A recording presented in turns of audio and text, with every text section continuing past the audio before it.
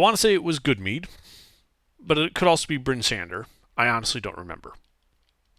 That was good meet. We started there. We met Okay. each Okay. other. And, we had some fun in Goodmead. And then we heard about an expedition out to Kelvin's Cairn out of Targos. So we went to Targos. Found out the expedition, which only takes like 18 hours to get there, had left like 2 days before. So we immediately decided to go follow them. We got to Kelvin's Cairn and found, if I recall, a base camp of sorts, and it was wrecked. So we decided to climb the cairn. And there was an avalanche. But everyone's fine. And I believe we're still on the side of the cairn.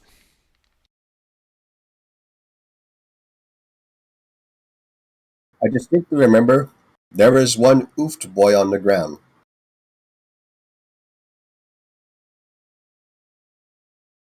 But that wasn't our fault. He was like that when we got here. That is true. Indeed.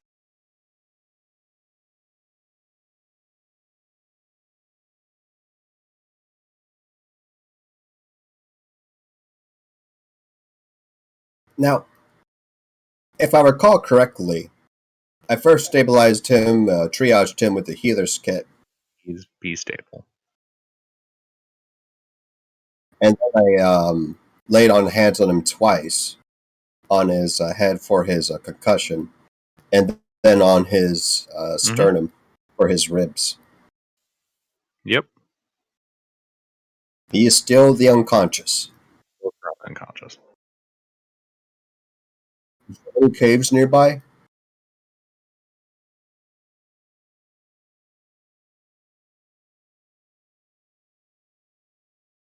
Give me a perception check. I'll go ahead and fly up a bit to give myself a better vantage point.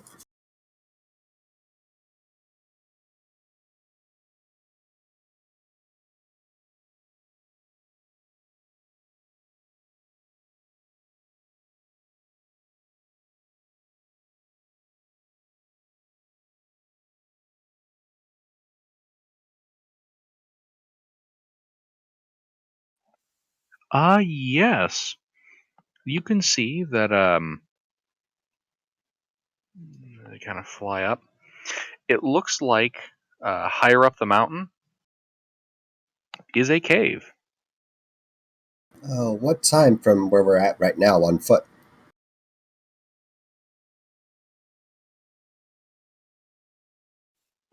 Given the incline and the rocks,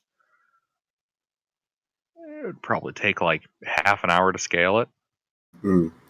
Cover all the safely. Where we're at currently, do we get any sort of protection from the wind? No. There is no How long would it take us to climb it unsafely?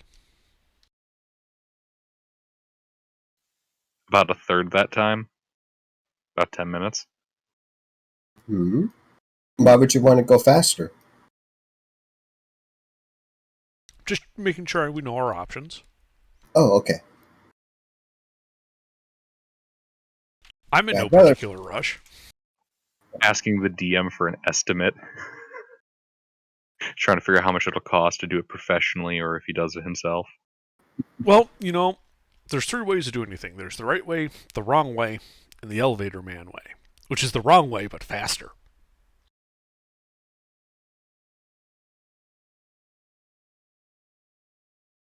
Well, I prefer not to leave this man unconscious to the elements. Is he protected by his winter gear? Will he come He to is. natural? Protected by his winter gear? Yes, you're not sure about come to naturally. You could probably assume so, given the fact he no longer seems to have any of the major injuries you spotted earlier.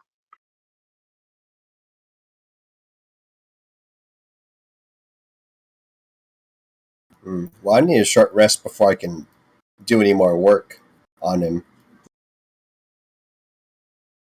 And if I recall, Granor, you did get hit pretty bad by that Craig cat. What do we want to do? Let's move. Let's press on. Hmm. All right then. Can we bring the unconscious man with us? I got a block and tackle to hoist him up. These cliffs. Yeah, knock yourself out. I might need help. That's the reason why I bring it up. Back up.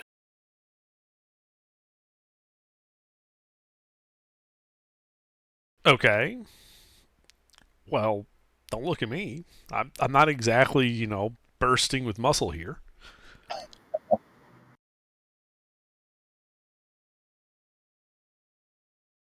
Well, either you're better, Tuna. Tuna, would you be okay with assisting him up with us?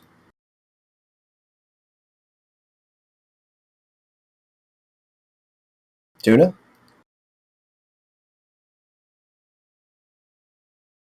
Hell with it. I'll go and start getting the next ledge up.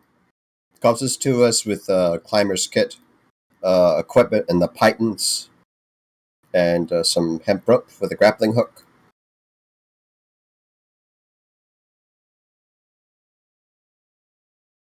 Okay. Yeah, so again, I like to start the process of getting everyone up. Mm-hmm. All right. Everybody, as all gets set up and you start to climb, I need everybody to give me an athletics check.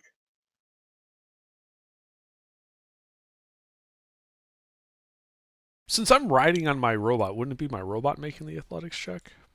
Yes.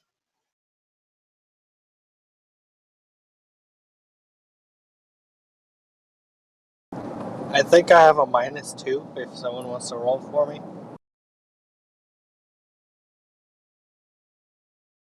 I'll be the brave soul to roll for you.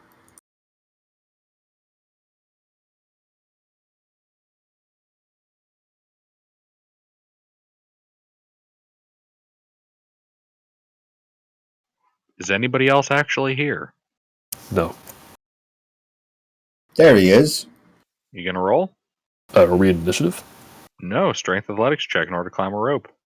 That's Killing right, a yeah. mountainside. Mister, you here? Interesting. I'm Well- waiting for my sheet to open. Okay, yeah. While I wait for you guys to make those rolls, I'm gonna use the restroom.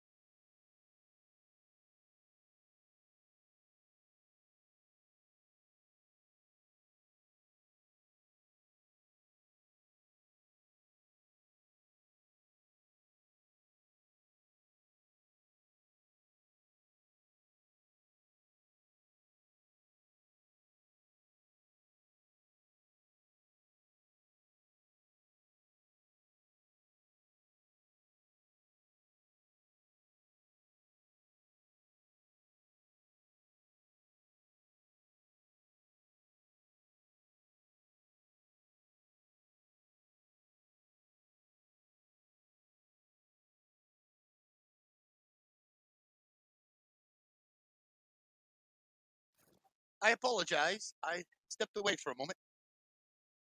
Welcome back. Well, If I you see wish that to climb rolls the have rope, been made. oh, Do I need to roll? Mister's back. Yes, you do, Mister. Make a strength athletics check. What are you rolling for? Rolling for? You're rolling to climb as a rope. I'm a rope. Yes. Also, I can scarcely make you out. This is true. I can barely hear you.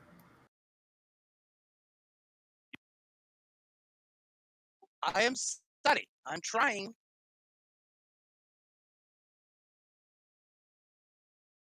What's he saying? Something trying? How about now? Yeah, it's a lot That better. How about sounds now? better. Is this better? Yeah, there we go. There we go. Time to turn you back down to 7. Okay, good.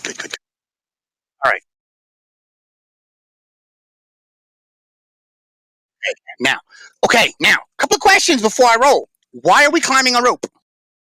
Because you're scaling a mountainside. Okay. Why? Because you guys are trying to make it into a cave. Were you here last week? Yeah, I was here last week, but I don't remember us going to a mountainside to scale Well, it's the a wall. cairn. And remember there was an Repel- avalanche? Oh yeah, I remember the avalanche. Yeah, we're climbing the mountain. Oh, We decided to climb the mountain Oh. while you were gone. Okay, because of the avalanche. Okay. Well, climbing ropes is not my forte. What is it? Acrobatics? Athletics? Athletics. So, Look, if you Fuck. can't do it, Okay. we'll find somebody to do it with block and tackle. I plan on doing it for the fellow down there as well. Actually, I'll be getting him closer to the rope. It's not bad. I have a flat roll in athletics. All right. Well, It's only because I'm proficient in everyone's them. able to make it up that rope. Except Bresnia, who kind of slips a little bit and then just That's catches Dragoon. herself with her wings. That's Dragoon. I would not be climbing a rope. Dragoon slips a little bit and kind of slides down the rope a little, and then Resnia just kind of catches him, helps lift him back up. Okay, that's good. yeah, if only one person can't make it, we can always just pull them up, because we're pulling Precisely. the rope up behind us anyway. If more of you guys had fucked up, or if he had fucked up worse, things might have been different. Oh, so that's why we're having to roll. Gotcha. Yep. Mountain climbing Hey, can we're be treacherous. skilled adventurers. We're skilled adventurers. Uh-huh. We have half an idea of what we're doing. That makes us skilled. I mean, All right. You guys kind of make it up onto this ledge here. Before I get this man up with block and tackle and hoisting him up, is there any concerns that I should have about I don't know, accidentally hurting him or something on the way up, hoisting him? I would suggest not dropping him. That would probably hurt. Yeah, that's pretty much the only thing you have to be worried about. Not dropping him, and also not, getting his head to constantly collide with the rock face. But those are all pretty easy to do. Okay.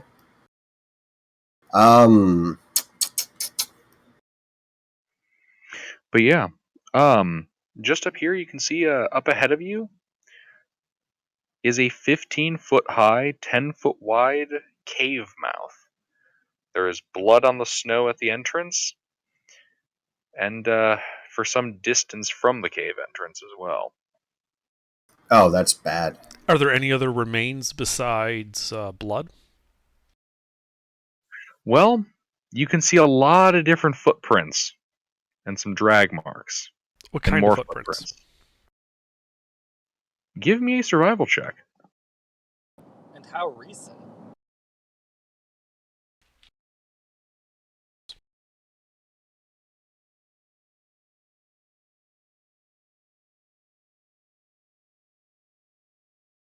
Hey.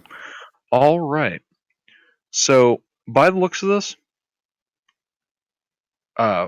4 humanoid figures, one of whom looks to be about the size of roughly a child. 2 average medium-sized humanoid footprints. Another pair of much taller humanoid footprints. We're talking someone over 6'6". In addition to Yeti tracks. Oh, well, this looks like a shit show. fuck. Can you tell how recent Are we they supposed to follow these tracks? Why don't we get a short rest in before we do that? We should definitely get a short rest in. Additionally, Grelnor, you can see that the humanoid tracks came up to this location from the from down the natural incline on this cliff face, and that one pair of them, one of the other standard size humanoid footprints, is going up the cliff. Well, I shouldn't say up the cliff, but it's going up a snowbank that kind of begins to curve up along the side of the mountain. Okay, so we got some footprints going in and out of the cave and some going further up. You can also see a pair of Yeti footprints going in that same direction. Well, fuck a Yeti. And if a Yeti is chasing them other people, they're pretty much dead, so we can just leave them alone, right? I'd rather check in on them, but not without a short rest to make sure all our wounds are mended. Barra. They have a Yeti following them. That means that the Yeti is going to catch them. That means it's going to smash them. Fuck them. They're dead. Is anyone injured? Besides, they all me? look like they're humans and Goliaths and shit like that. Well, Galnor's, I believe, injured. I have no key left.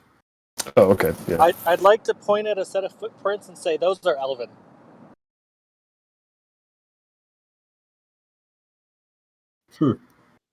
Elf? Really?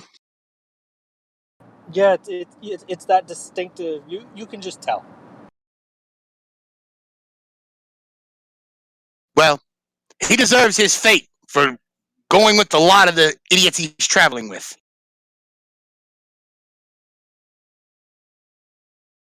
Tuna, can I borrow your helmet just for a moment? I want to hoist this man up. I don't feel comfortable leaving him down here if we're going to stay up here. He's already up here. Oh, he is? Okay. Yeah. Tuna also does not wear a helmet. You mad lad. Okay, just double checking. I wanted to make sure. I wasn't sure if there's any checks or whatever. If you're not wearing a helmet. I How need can to you be be able in to see. full armor if you don't? Well, yeah, but helmet's got little slits, you know. No, that's not enough visibility. I mean, remember, this is D&D. Helmets That's also aren't an why- actual item in the game. So if somebody calls a shot to the head, your armor class is 10 on your head. No, because there's that's not no how calling D&D shots works. in D&D 5th edition, mister. Really? Yep. Really? This isn't Yeah, 3rd that's edition. I just assumed because he had full plate, but no, he doesn't necessarily need to have a helmet. Oh, damn. You know, that Anywho. would have been, you could shoot somebody in the eye, call a shot, eyeball.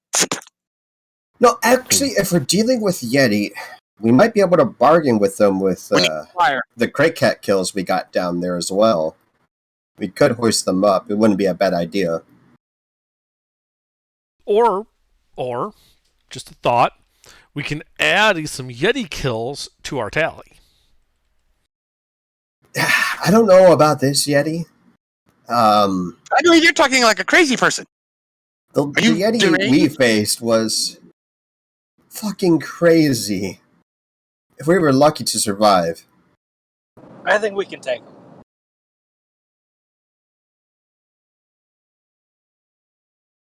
I mean, Tuda, you're the one that talked the Yeti down from killing us all, I think, last time. What do you think? I think you're probably best qualified. I mean, given my experience, I would not want to engage a Yeti in combat. The last one that we saw, or not the one on the road, but the last one that we fought felled an axe beak in one swing.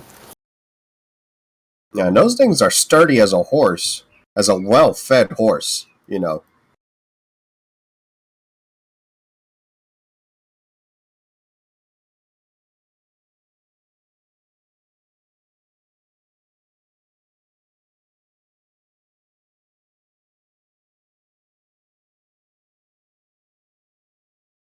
Well, anyway, I agree that we should sit down and take a rest.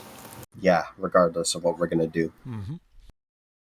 Could I try to conceal this man wherever we decide to rest? Can we find somewhere like a bit more obscure to rest?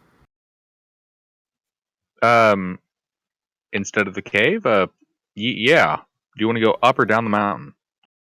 Preferably side to side, if there's place. Not really. Yeah, because that mountain looks currently occupied. Well, that cave looks occupied. If like it was this- anything to go by. like this section is kind of following a bit of a narrow trail, only like 15 feet wide for a lot of it. Hmm. Narrow mountain passes and all that. Yeah. Yeah, I think taking a rest is just going to involve sitting down where we are. All right, then. Probably not at the mouth of the cave, but like up against a wall, hopefully out of the wind. Yeah, that sounds reasonable. Are we Alright. stepping on stone? Are we stepping on snow? You're currently standing on snow. Okay. Of wherever we decide to rest, I'd like to try to hide this man that's currently unconscious. Well, I would like to know where you guys are trying to rest, because so far I haven't gotten any concrete information. Well, we're just... Right here. Yeah, right here. First, Shouldn't we go in the cave? Let's not go in the cave. the cave is occupied. I'm almost certain of it. But the Yeti went up, not in. You don't know that. You also don't know that there's only one Yeti. True. That's true. I didn't even think about that. Oh, God. But we need spells. We need spells. But yeah, I prefer to lean on a wall wherever we're resting and have this man concealed in snow. Yeah, we Beside a sit wall. down where we are. And begin taking a short rest. Yeah. You guys sit down in front of the cave and take a short rest. Yes. Sure. If there's any height advantage, vantage point, I'll take it and just simply lie down in the snow. Yeah, I can recharge my blade song. Yeah, I'm gonna try to enter a half meditative, contemplative, trying to decide what to do, obscuring myself the best I can while keeping my eyes on the cave, so I can sign alarm for any signs of movement or whatever bullshit. Quick question. Didn't I give the Pearl of Power to AGR? I can't remember if I gave it to him or if I kept it. I don't Is it on your recall. sheet? It's on my sheet, but I don't know if... See, I changed everything over, and I don't know if this is a newer sheet or... I don't know without AGR being here. I don't know. If AGR isn't here, we'll just assume you have it. All right, that'll work for Guys, me. we just lost Tuna. We did. Oh my. Whoa! The fish!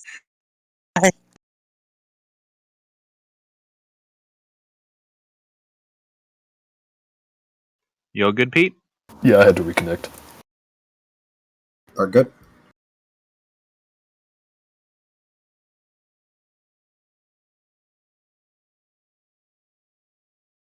Haha.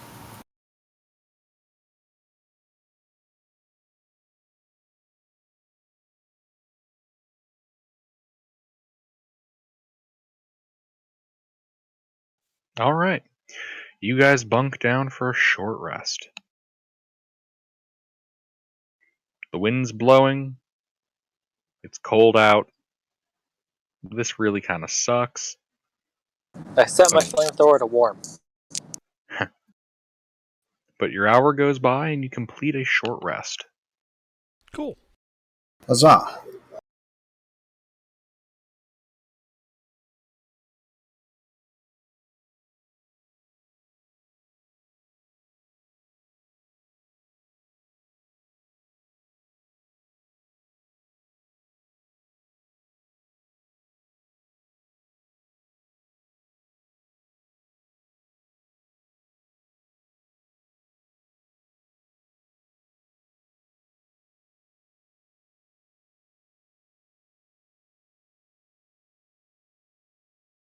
Well, looks like there was no movement in the cave, guys. At least yet. Everyone feeling a bit better? Yeah, I feel better.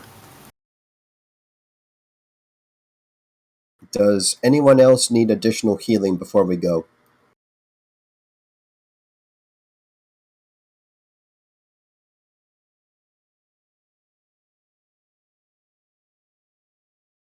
Nah, I'm good. Okay.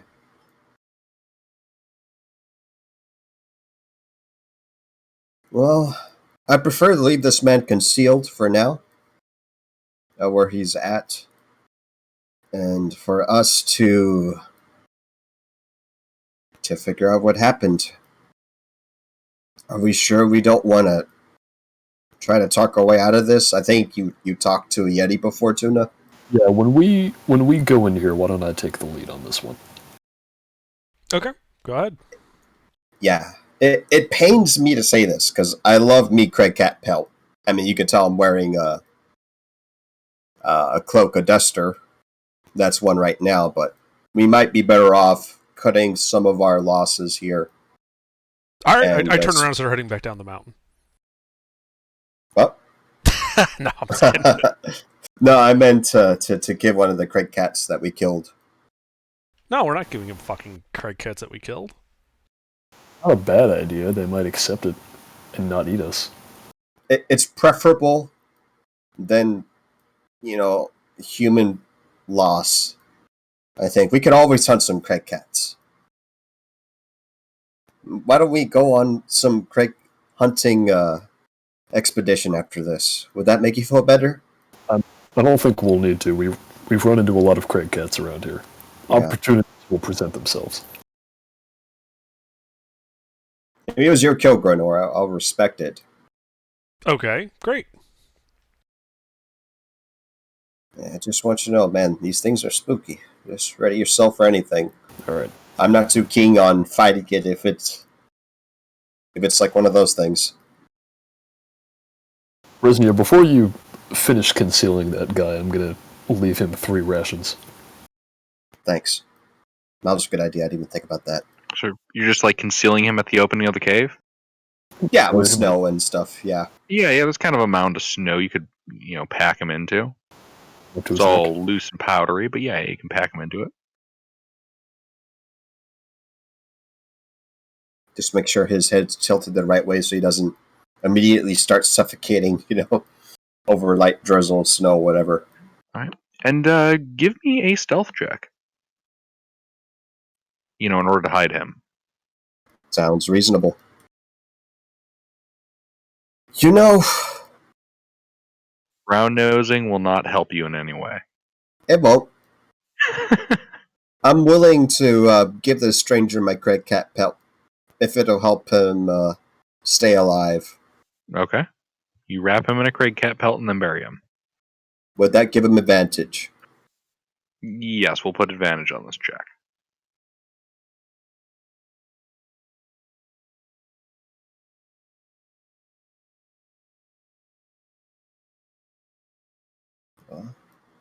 Pray we'll meet again under better circumstances, stranger. I didn't even catch his name. Hopefully he'll be okay. We better get going.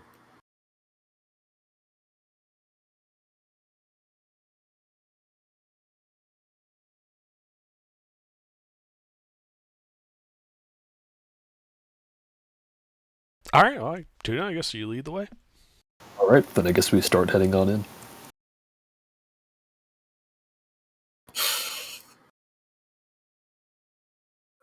All right. Well, you step into this cave. You can see that inside this concave, concave roof, 20 feet high. And you can see out ahead of you, most of the floor has fallen away, forming a chasm. And you can see that the only section left of floor is a rocky ledge going along the right side of this crevice. You can also see on the left side of the crevice looks to be a kind of icy bridge going over the chasm, kind of frozen up against the wall and to the sides of it. So there's an icy bridge on one side and a rock ridge on the other side? Mm-hmm. Which one is wider? Or are they both as wide? The stone ledge and bridge is about 5 to 8 feet. Kind of fluctuates a little bit. You can see it opens up into a cavern on the opposite side, about 5, 10, 15, 20, 25 feet away from you. And the icy bridge itself is about places 10 to 15 feet wide.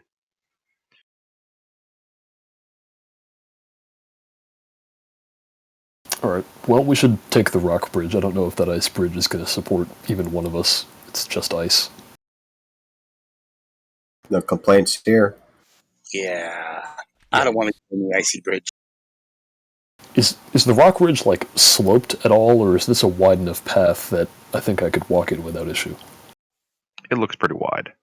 Oh, okay. There doesn't appear to be much incline on it. Yeah, this isn't like a situation where I'm, like, sidling up along the wall. I can just walk that way. Yeah. Like, if you were to fall, towards the crevice, there's not a lot of room to... You'd have to be grabbing the edge if you were to fall over, but there's plenty of walking space. Right. It's just not OSHA-compliant walking space. Oh, well, I mean, this whole mountain is full of unsecured edges. It's a nightmare. Yeah. Is there a bottom to this crevice, or can we not see it? Are you walking up towards the edge? I'm not going to tempt fate. I will. I will, yeah. Alright, go ahead and tempt fate for me. Yeah, I walk up to the edge and look down. Alright, what's your dark vision? 120 feet. Alright, yeah, you can see 80 feet down is the bottom. Okay. Is there anything down there? There are rocks. That is really deep. I can't even see the bottom. A whole nest? That's crazy.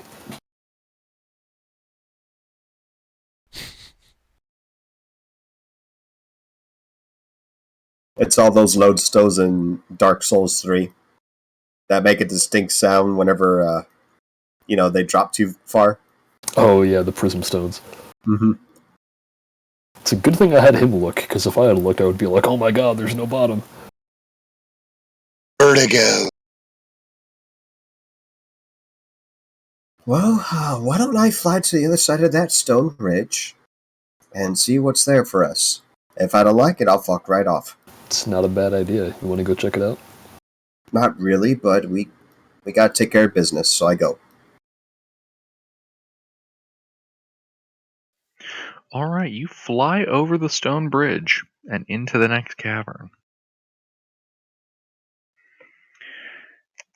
You can see that inside of this room, which is a kind of a 10-foot high arched tunnel, you can see bones strewn about, along with a decapitated dead body. Fresh? It looks quite fresh. Looks to be a Goliath, just based on the build. Would this match the description of that 6 foot plus tall man that Granor was? He's been oofed, right? Yeah. By the Yeti. Are you getting closer, or are you just kind of hanging out at the entranceway? Investigation check to see how he was oofed.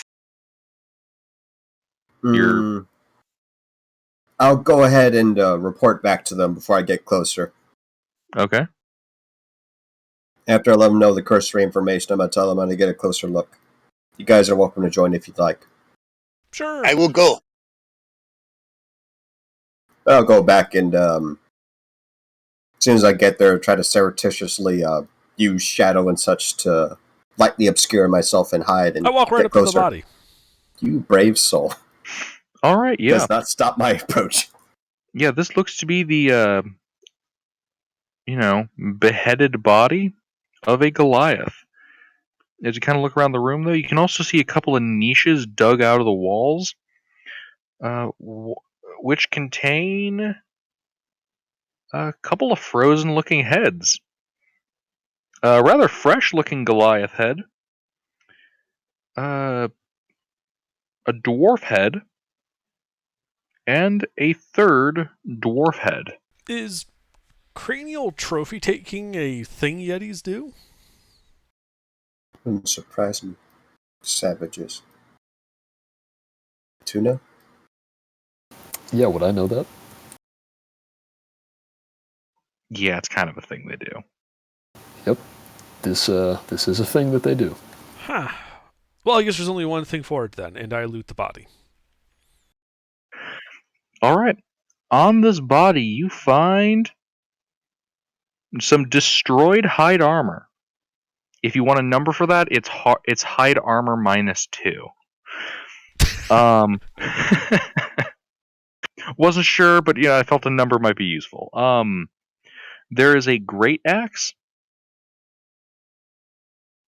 and technically speaking,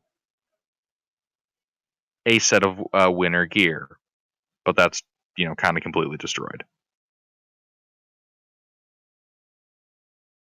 There's Anybody also need a 3. great axe? Oh, sorry. What was that? I spoke over you. I said there's also 3 severed heads. On the Goliath? No, in the niches. Ah, yeah. Okay. Are they just normal severed heads, or did they like replace the eyes with gems and things like that?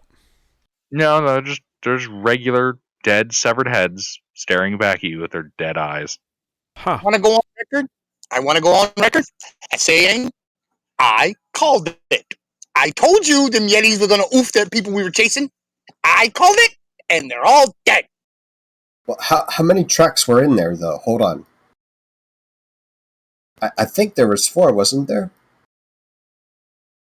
Gordor, remind me. I don't remember. No, I as a player, I don't remember. Oh, I'll go back out. I'll go back out to confirm.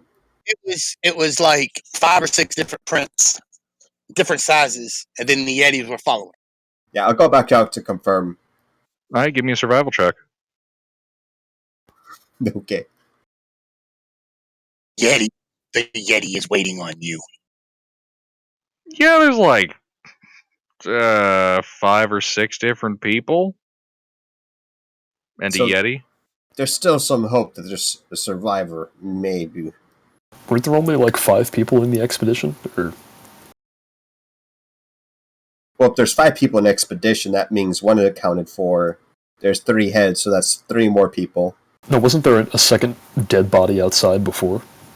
There was this guy, the alive guy, outside the cave, and then there was another guy who died down on the slopes to the Craig Cat. Huh? Wasn't No, there? Or am I misremembering? we rescued that man. Yeah, he was unconscious. There were 2 guys. There was the unconscious guy and there was a dead body. I really don't think that's a thing. Gwenor, does anyone remember that? I don't remember I didn't that. write this down. Do we remember? Don't remember. Yeah, I don't recall that. I'm pretty sure we rescued a man from bleeding out. I know we rescued a man, but what I can't remember is whether there was another guy there who was already dead when we showed up. Like there was just a body in the snow who wasn't alive. I don't think so. Alright. In our Alright. previous adventures, that has happened before. But not this mountain. I would have remembered. Alright, well, as much as I'd love to go poking around in here more, that accounts for everyone except for 1 person, and by process of elimination, that has to be the guy who went further up the mountain. So I think based on that, we're done here. Is there any other ways out of the room? Yeah, there's the corridor up ahead. We could go that way. I mean, we came here to rescue people, and there's no reason to believe that he went that way, especially considering that there are footprints going further up the mountain. Well, there might be a vagrant or something that's unaccounted for. Someone's unaccounted for. You guys can definitely see though that these 2 of these heads are not the same age as the fresh one. We're talking like a month for one, couple weeks for another. Sorry if that wasn't clear initially. Oh, Oh, that definitely wasn't. Okay. Well, that changes things. Shall we go deeper? I guess Before we we have to. do, why don't we check to see if these guys left anything behind here that might actually be valuable? If this is their trinket room. Didn't we just do that? Yes, I just did Did that. we? There's a Oh, okay, battle well then. axe. I have no need for it. Well, in that case, I think we go deeper into the cave. Yes. All right, yeah. So as you guys begin to advance, you guys know what chimps sound like when they're, goofing around? Yeah, a lot of that. You hear some of that, and a bit of what sounds like humanoid whimpering as you kind of turn the corner. You can see that inside of this larger cavern looks to be a. I mean, yeah, you would definitely know this too. Now, looks to be a Yeti tyke. It's pushing around what looks to be a halfling curled up in the fetal position around the ground like a ball, kind of rolling it over. Based on the whimpering sounds, it sounds like this halfling is still alive. And you can see looks like a full-grown Yeti, kind of Crap. sitting at the part of the room, just kind of watching the tyke roll around this halfling. We gotta back up. And Aren't we here to rescue the halfling? and as you guys are kind of standing there in the archway, the Yeti tyke spots you, kind of whimpers and scurries over to its mother, kind of climbs up on her back, its back. Literally, the first thing I'm gonna do is start waving the party back and back up. I got Okay. your back. But I'll do that. And as I go back, I will try to hide. And be just a peek around the corner. Not actually peeking, but be around the bend. Ready to strike.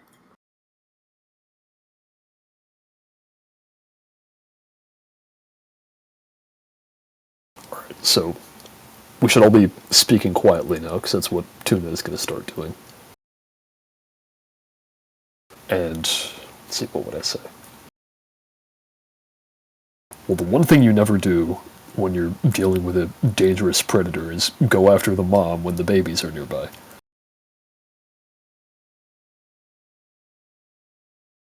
We have to kill the children too. They will grow up into the adult Yetis.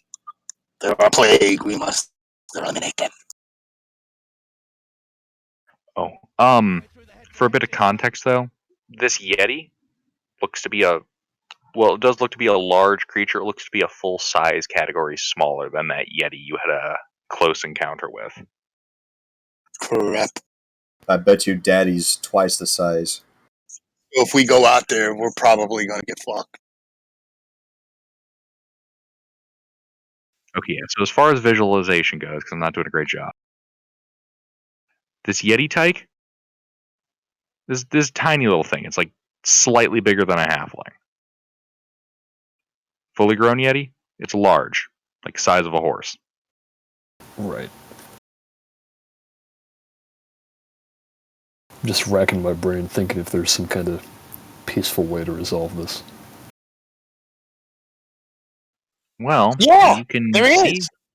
Well, you can see 5, 10, 15, 20, 25, 30, about 35 feet from you. You can still see that the Yeti is kind of like hunched over there with the tyke on its back, staring in your direction. The halfling still curled up into a fetal position, about, right between the two of you, 15 feet away from each. Well, there is a way we can do this peacefully. What's your idea? We leave. We gotta help that halfling. Yeah, we can't Why? just No leave this way. guy. It's a halfling. I mean, they're worse than humans because they're smaller. I just sneer. Oh my god, out of all the times. Does anybody else have any ideas? You forget Offer the to elf trade doesn't the elf like for the halfling. Well, Sir, how dare you? we either get the halfling or we'll fight. Can I someone guess try and call that's Very what well. we can over say. here? I guess that's what we'll say because, I mean, well, what else can we do? Well, we could do this. Well, I could yell out at the halfling and tell him to run. Run, boys, run! Does that halfling even look like he could survive a single swipe? Maybe we should persuade. I'm gonna try to persuade the Yeti to let us have the halfling. Well, this ought to be good. That is, I'm begging you to not do that. You don't even know how to speak their language. Yeah.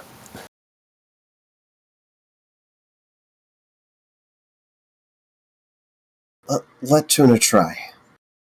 Okay. I mean, perception. His persuasion is probably better than mine. If these guys are stubborn I have -2. assholes, yeah, if these guys are stubborn assholes, we gotta do what we gotta do. But that halfling, for the love of God. All right. Well, I'm gonna give this a shot, and I'm gonna walk in there. I'm not being stealthy, but I'm trying to approach cautiously and non-threateningly. And I'm gonna approach the halfling and try to drag him out of there. I'm sorry, can you run that by me? Some stuff's happening on my end. Repeat. So I'm walking in there. I'm not attempting to be stealthy, but I am trying to approach like cautiously and non-threateningly. And I'm gonna grab the halfling and start dragging him out of there. Or that's what I'm attempting to do. Yeah, so as you go in there, give me a...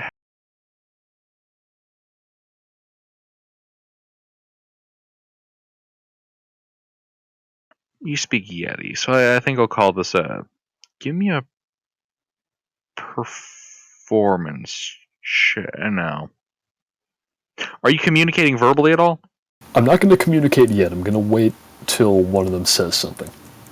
Okay. Give me a performance check then in order to, get the right body language across.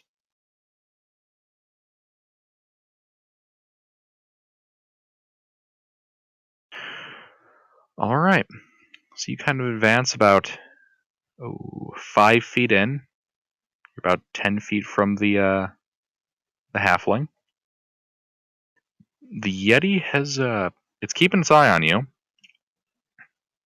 Kind of postures a little bit, but it doesn't seem to be making any aggressive moves.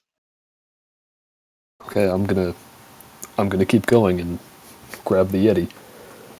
I'm not gonna grab the Yeti. I'm gonna grab the halfling. I was about to say bold strategy. He's going to solve his problems with hugs. Come here, Mama. And then he yoinks the tail. All right, give me another performance check.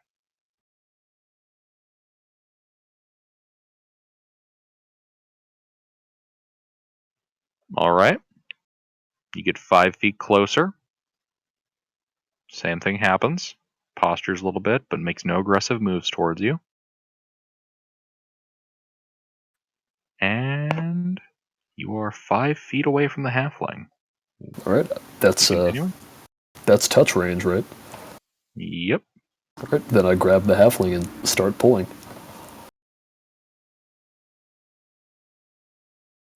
All right. You begin pulling the halfling. The Yeti keeps its eyes on you. Oh wait, I think I was supposed to have been rolling these with advantage. Oh well. Either way. And you are able to pull the halfling kind of up the stony incline and into the previous chamber with the rest of the party. Okay, we need to get out of here right now. Oh my God. I can't believe it. I'm gonna take the halfling, either continuing... No, I'm gonna pick him up, and I'm gonna start carrying him back out the way we came. Alright, you pick her up and start carrying her out. I'll go ahead and fly to the ridge to see what's over there.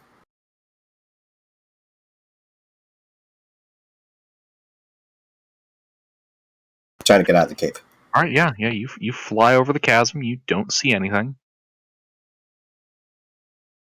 When I head outside, so basically I'm going to watch on as the party's making their way out.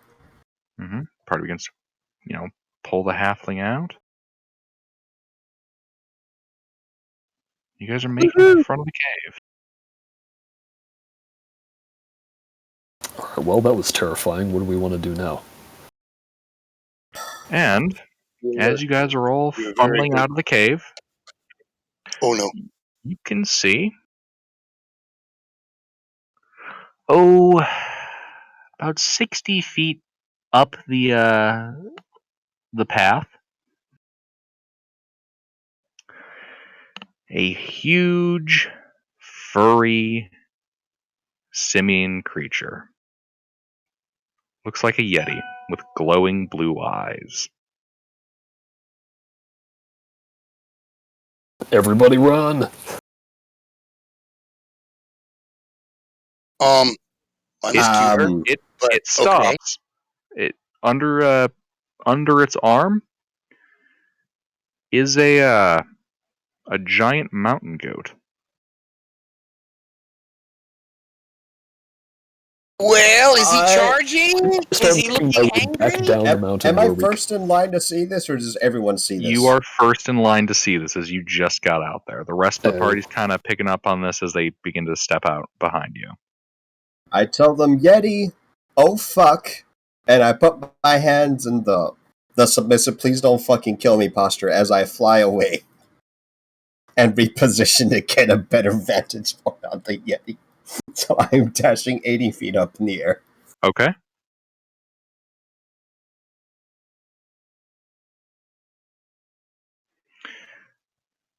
This blue-eyed Yeti has not yet made any...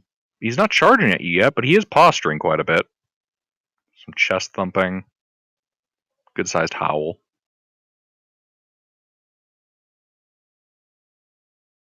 Gilbert, when Yetis fight and one of them submits, what do they do? Or would I know that? Yetis are not that kind of social. Like in the case of a gorilla or an orangutan, or in case of a gorilla or a chimp, you typically beat the living shit out of them until they either, until you basically choose to stop beating the shit out of them, or until they yield and kind of fuck off. Yetis are a bit more isolationist. They really only couple for mating purposes and then split up when the, children reach maturity. Typically, the way that works between, like, say, two bull yetis is one of them dies or fucks off. Okay, well, we're choosing fuck off. As soon as I see this Yeti, I'm going to start making my way down the mountain the way we came. All right, you guys start hauling ass down the mountain. Everybody hauling ass down the mountain? I'm keeping overwatch. Well, we have to go one at a time. We can't all go together. Well, I mean, there's the natural mountain trail, or there's the rope that you guys have, which you can also go down. Yeah. I believe I was leading the way out before Resnia flew out, so I'm going to grab that rope and start heading down. I am going. How many of us are there? 1, 2, 3, 4, 5 of you guys. 5. Good. That's perfect. I cast Featherfall on all 5 of us and jump off the side of the mountain. Holy shit!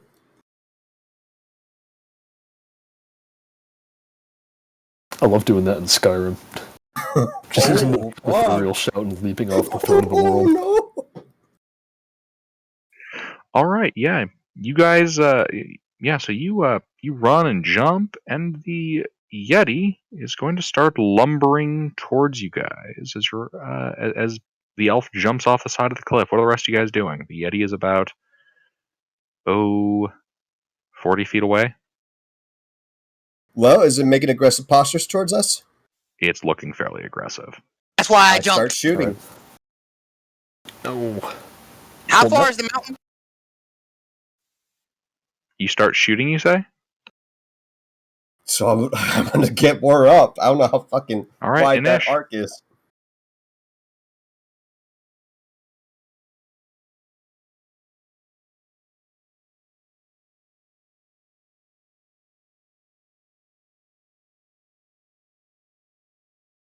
I actually rolled high on initiative today.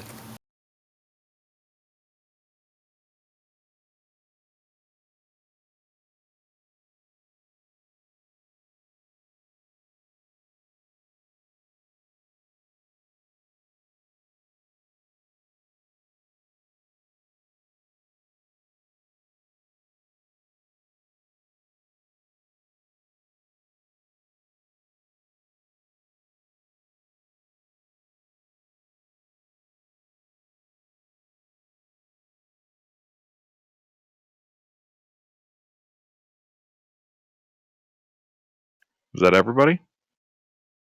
Sorry, I nodded off there. All good.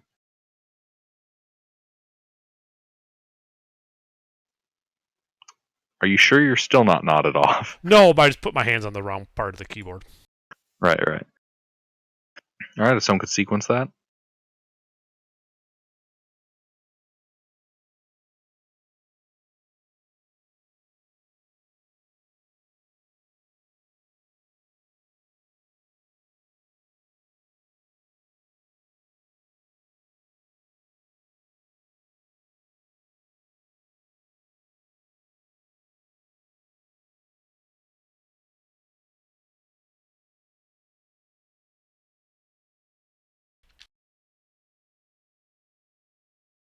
All right, Dragoon.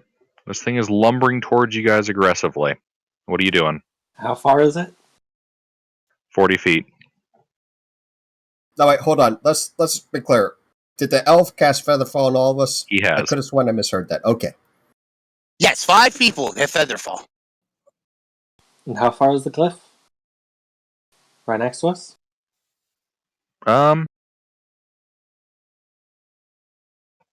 Functionally, yes. From you, it is 13 feet.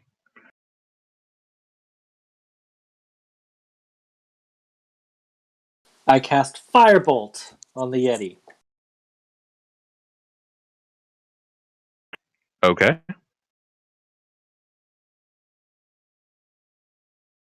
That hits.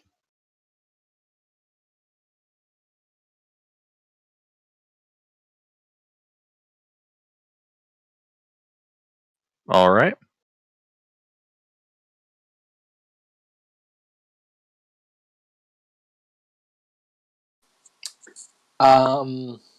So everyone is retreating.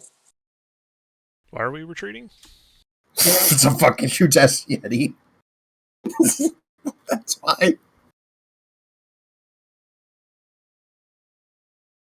I just Sorry. want to remind you that I only grabbed the guy in the cave. The guy buried in the snow is still there.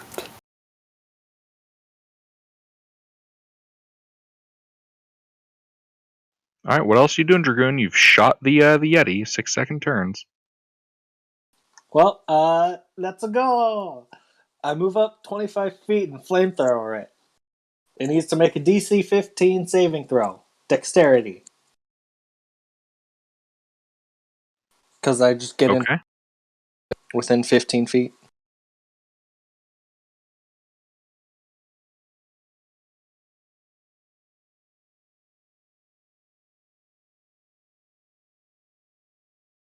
It takes 12 more fire damage. Indeed, it does. I move back 5 feet. And I'm done. All right. Resnia, Distance to the threat. 40 feet. I fire. Oh, wait, no, you flew up. It's like 60, 80 feet. 80 feet sounds perfect. Short bow. Fire. I don't know. It's the hypotenuse of a right triangle.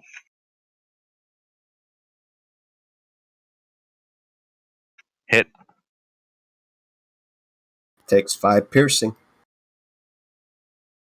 How I did diagnose the man for quite some time. Was I able to, in my diagnosis, ascertain if he was under 100 pounds or over 100 pounds? He weighs 190. Yeah, I'm not going to be able to help with that.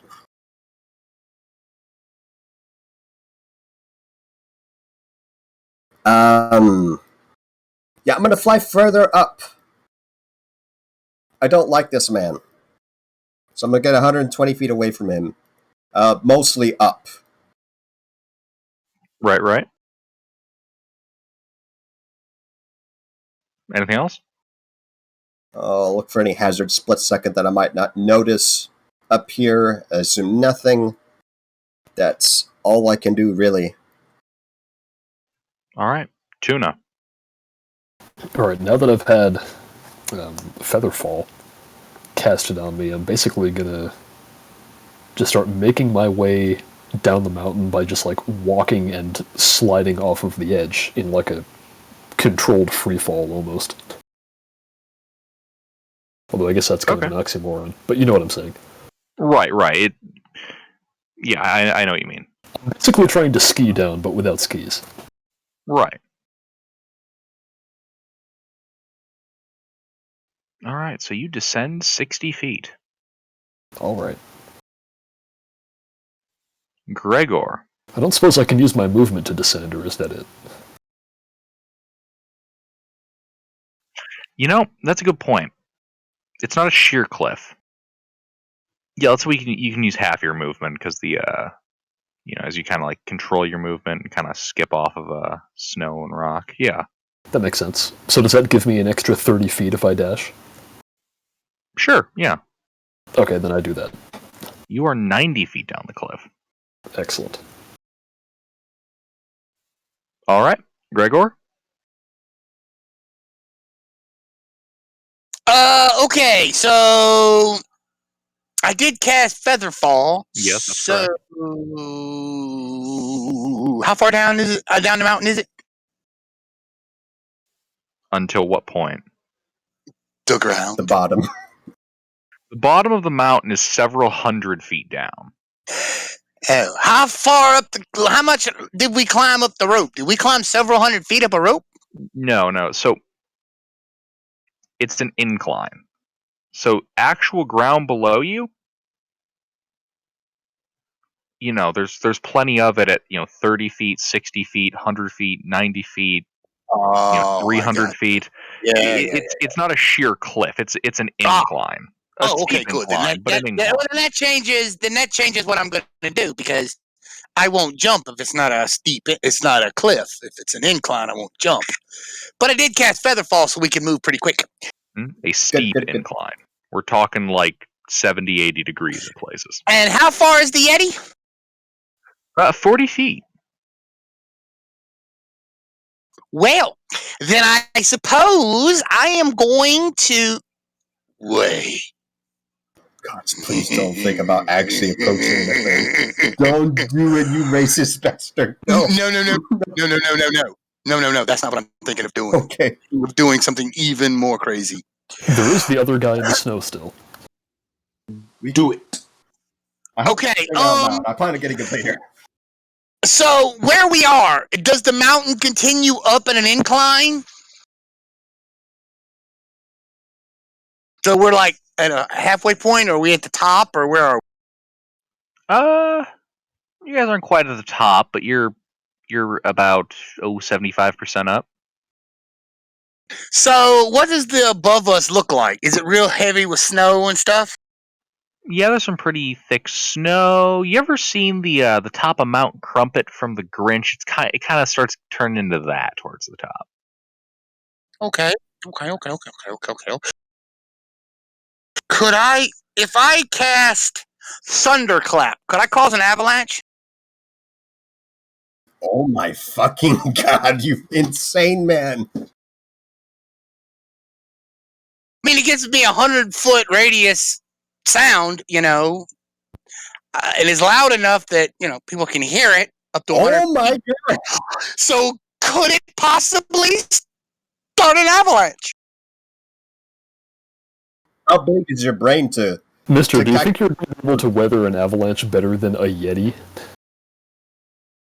Do you think the avalanche is going to kill the Yeti and not take off you? running down the hill, and I would just take off running down the hill and pray to God that I make it. But I have Featherfall on myself, so I can, just like leap over stuff that's there and continue downward very quickly.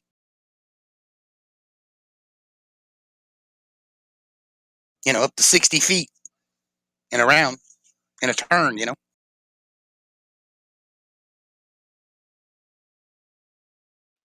All right. What's your...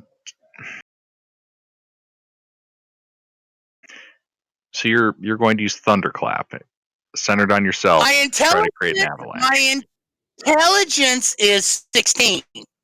So I'm smart enough to know if this would work or not. But my wisdom is 6. So I don't No. believe this is a good idea. I believe this is a good idea too. You can certainly try, Gregor. You can certainly try. Well then, what about the rest? Can the rest of y'all survive an avalanche? Probably. Right, let's do it then. Thunderclap. Fuck. That man that hit. Oh, for fuck's sake. Oh, God. I need everybody, everybody to make everybody other than me to make a Constitution saving throw. Well, more What? specifically, everyone except for Tuna, Dragoon, and Resnia. So, basically just you, Grelnor, and your Oh, buddy. steed. Okay. Insanity has reached the party. The That's stress level is too high. Oh, mine. no. Oh, God, help us. Have mercy. This is the robot.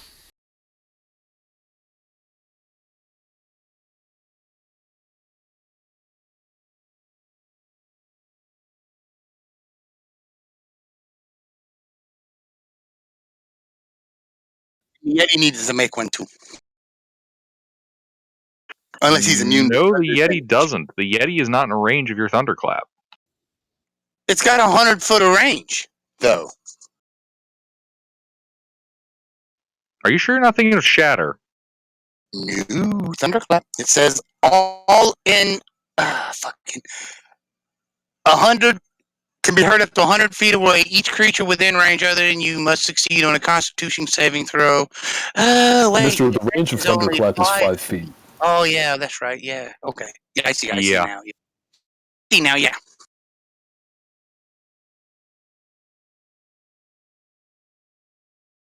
Well, you only take 1 point of thunder damage. What was the DC? 13. Was it 13? The DC is 13. Okay. So the robot actually takes nothing. Yes, the robot takes nothing. You take 1 point of thunder damage. And a 100-foot loud thunderclap happens. Boom.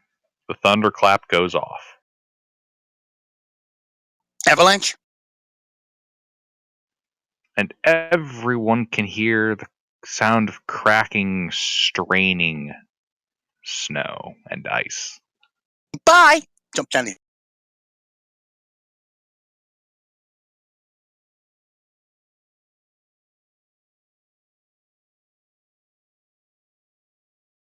If we're lucky, the avalanche will start below us, not above us.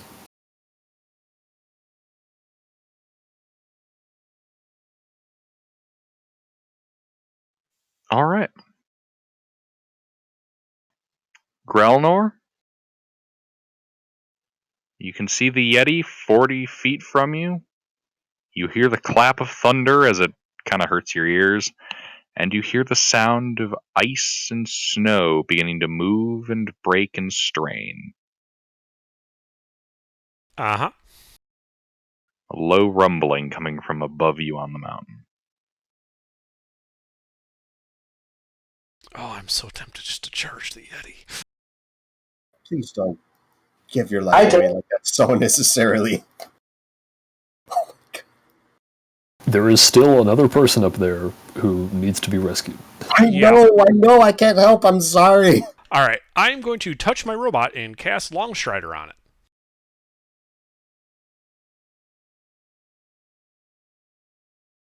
And then, about face and run. Yeah. Yeah, we move 100 feet down the mountain. Full speed. Are you going down the steep incline or down the path? Straight line, fuck off. Doesn't matter, he's got Featherfall. This is true. I'm riding like a giant metal bear, so if necessary, the bear will just tuck its legs up, and I'll fucking sled this thing down the mountain. All right.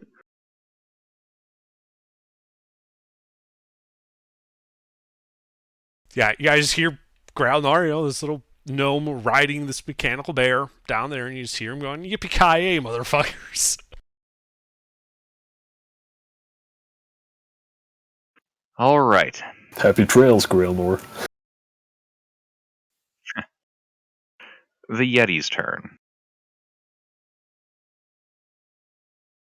Dragoon. Yo. It doesn't like what you've done. It does not appreciate being lit on fire. Uh-oh. But it doesn't care about the incoming avalanche? And as the fire kind of burns on its fur, it's going to charge at you and swing wildly. Oh, Do those hit you? Just the 20. Oh my god, no, no, not like this. Oh no. Oh. After the first hit, I go invisible. I just fade away. You take Oh 25 my points of God. slashing and cold damage. Fuck. I have resistance to cold. Okay. Oh. So you take 5 points of cold instead of, 10. So you take 20 total. Is that right? Yes. I'm He bloody! can survive that. He can survive that. He'll live. Run! Run! Run! Run!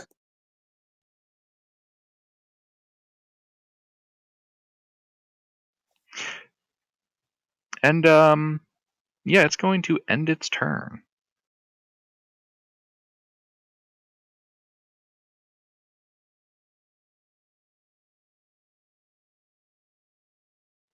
So now it's my turn? Yes, it is your turn, Dragoon.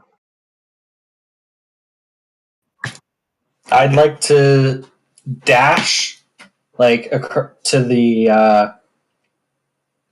edge of the mountain and then take a long jump.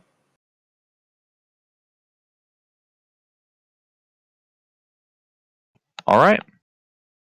You got Featherfall. You leap off the side of the mountain. Now, when my turn ends, am I still in the air? Probably. Yes. Actually, oh. You are still in the air as you descend steadily 60 feet. You're about 15 feet from the ground. Alright, hopefully that causes the avalanche to go under me.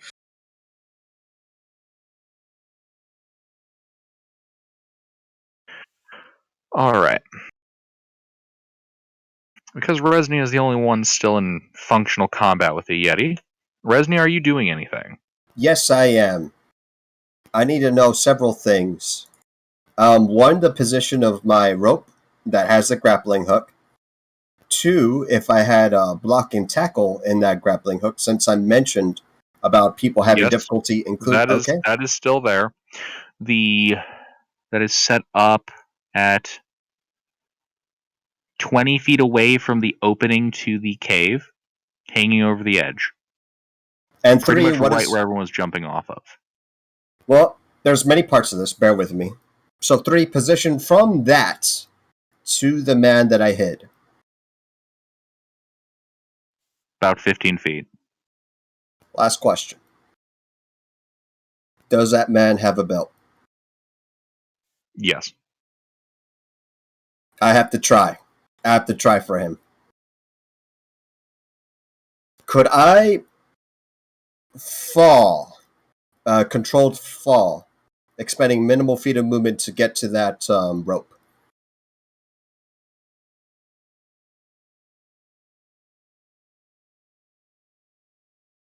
I want to be honest with you. I'm probably going to need an action to do an item interaction that's complicated. Because I want to use this grappling hook to hook to this man's belt and tie the rope to myself and use the block and tackle to hoist him up as I do a fall down, a controlled fall down. I'm trying to remember how controlled falls have been handled. How do we usually handle controlled falls?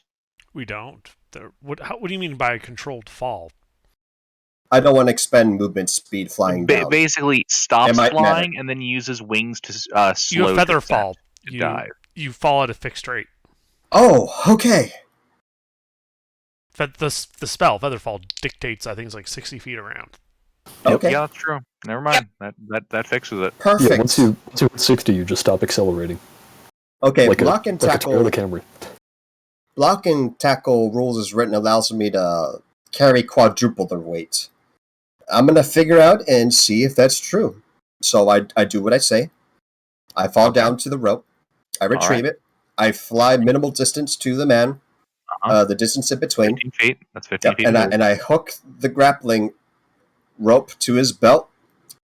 I'm going to keep both hands to the block and tackle as rigid as I can to hold this man up. And I'm going to tie this rope to me. And I'm going to...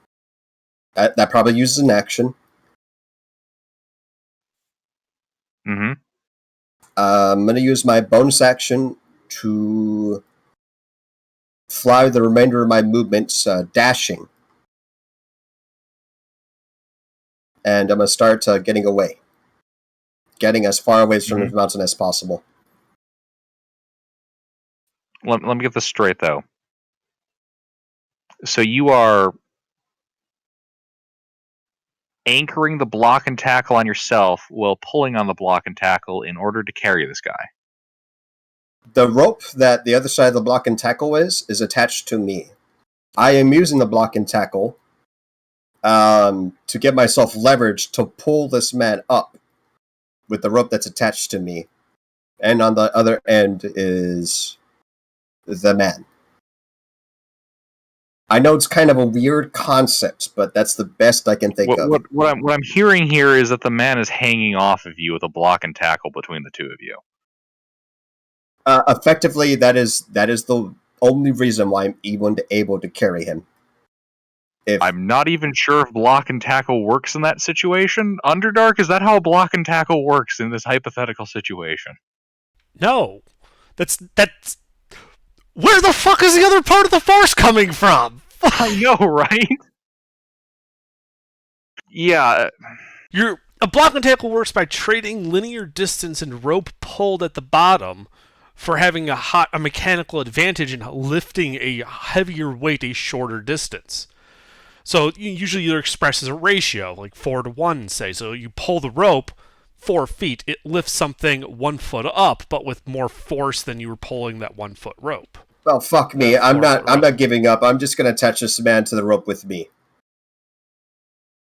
Okay, what's your carrying capacity? It's not enough. I'm falling. I am curious as to what your carrying capacity is. Well, what matters isn't his carrying capacity, it's his push drag lift. You can carry above your carrying capacity, you just move slower. It's 180 pounds. I'm pushing my feet off of this incline. And your push drag lift. It's 180 pounds. Okay. I think we're going to go with you are somewhere between gliding down at a steep angle and falling with style, as your descent is also kind of controlled by featherfall. Yeah, I know it's not safe by the wings. It's definitely not me. But, yeah. All right. Well, you guys are functionally out of initiative at this point, and it's mostly just turning into Math Hammer. 1 second. Where the fuck is my... Where is my calculator?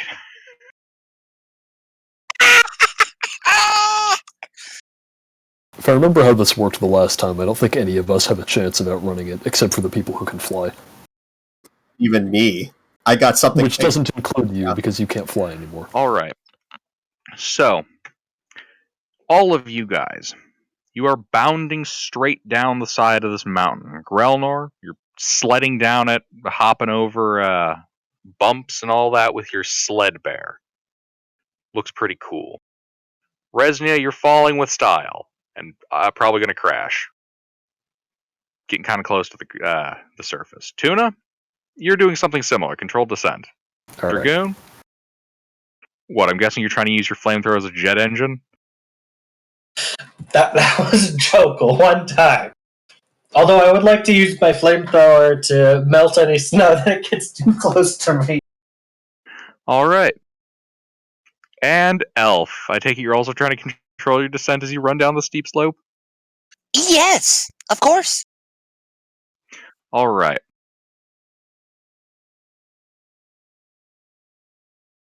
I know how much time elapses moving down.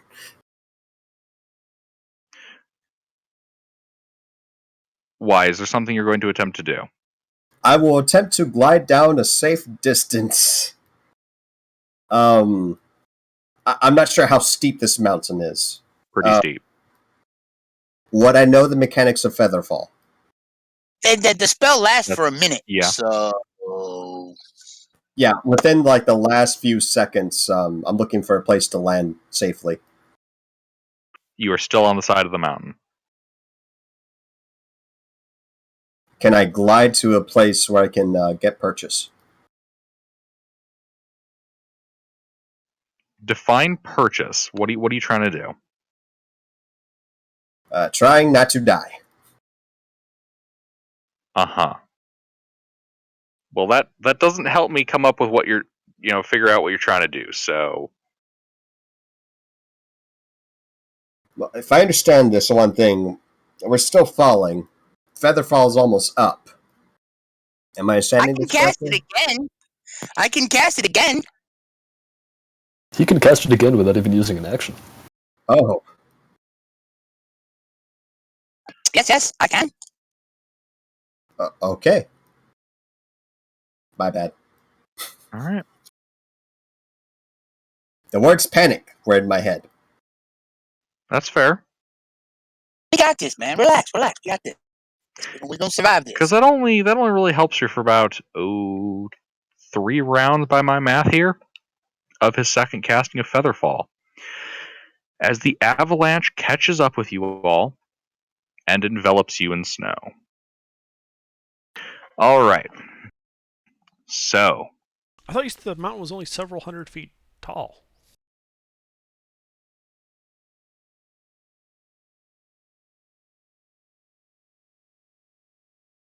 Well, What? if we just fell for a straight minute, that means that we fell 600 feet. like 600 feet.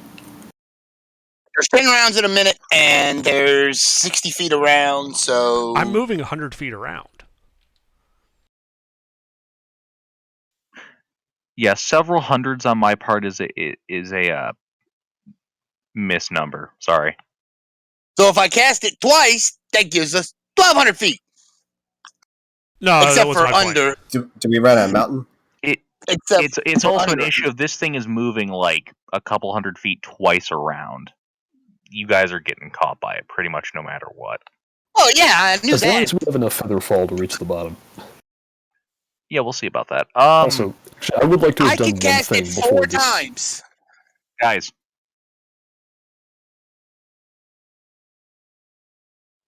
All right. Strength saving throws from everybody. Crap. And if you guys had anything you wanted to do, it would have been a good idea to say it before I said the snow hit you. Another 12. Crap. And watch as the elf fails his strength save and gets buried. Wow. I really hope that these boots of the Winterlands save my life. Hey, Mick, I beat you. Impressive. I think I got the lowest. It is ironic that the man that saved us is also the man that will oof us. Second one's the bot. All right.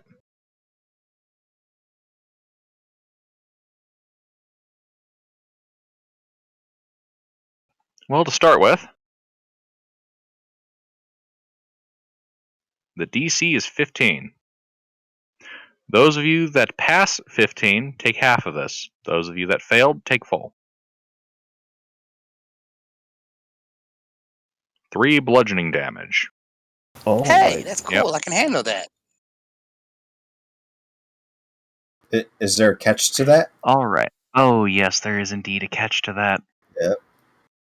Well, you guys are carried with the tide of the avalanche.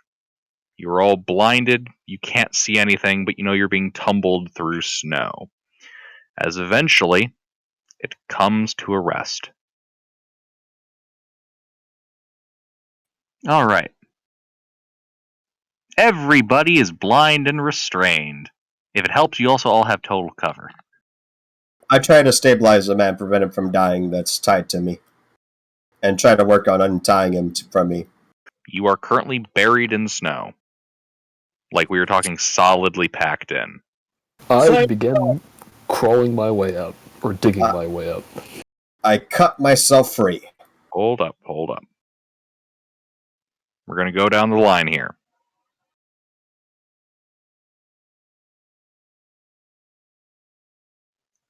Dragoon, what are you doing as you are buried in the snow, blinded and restrained? I just start flamethrowering until I can see things and get my balance. All right.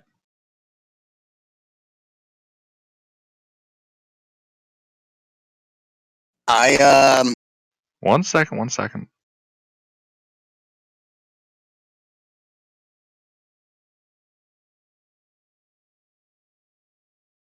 All right, yeah. So you start blasting the snow with your flamethrower. Give me a strength athletics check in order to kind of wiggle yourself free from the snow and slush that is beginning to form. Count as escaping from a grapple. It is not.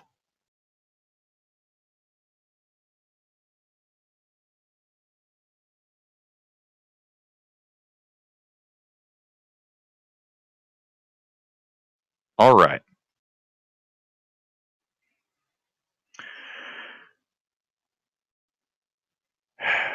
Resnia. Well, first things first, I gotta cut myself free from this man. So I do so with the dagger. All right. I'm Give me gonna that try attack to. roll. All right. Because you are restrained, so it's a disadvantage.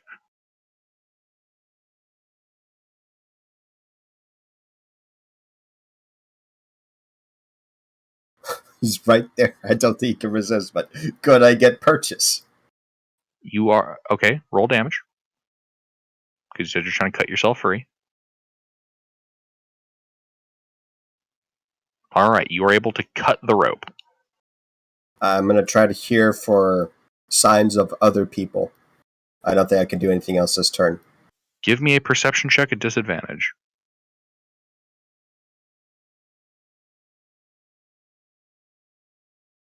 You don't hear anything except your own heartbeat.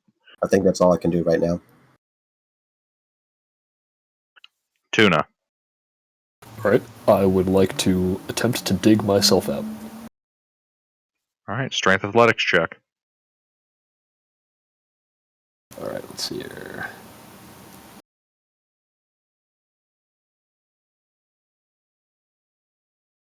Another 12.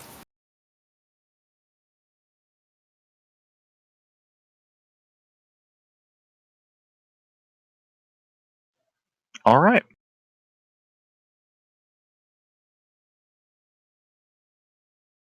One second. This is very blocky text.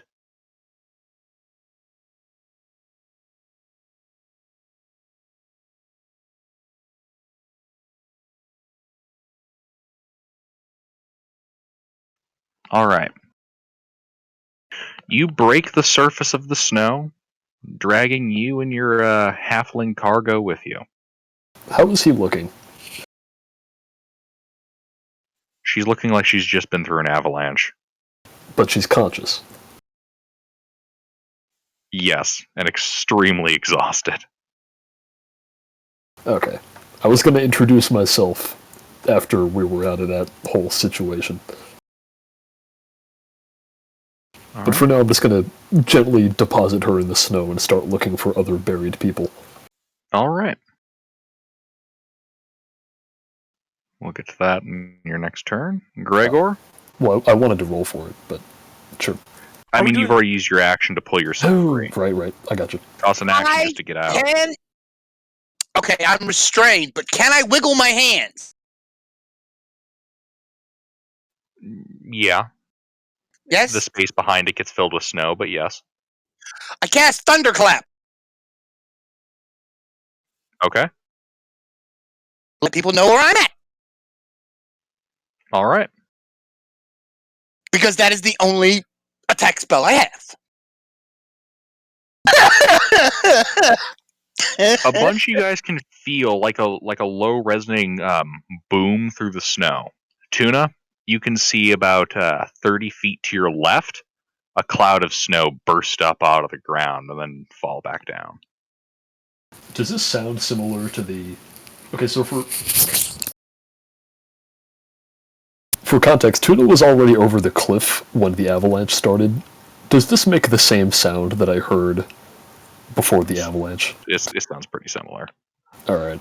Well, I'm going to note his location. It's not my turn, though, so... Right. Grelnor. All right. Do I know which way is up?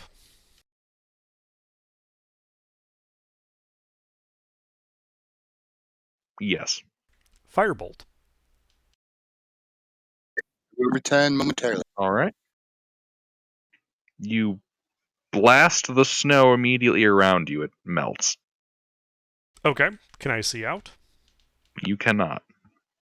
I continue doing so. All right. So you'll be at that for a little while. All right. Dragoon. I continue with the flamethrower.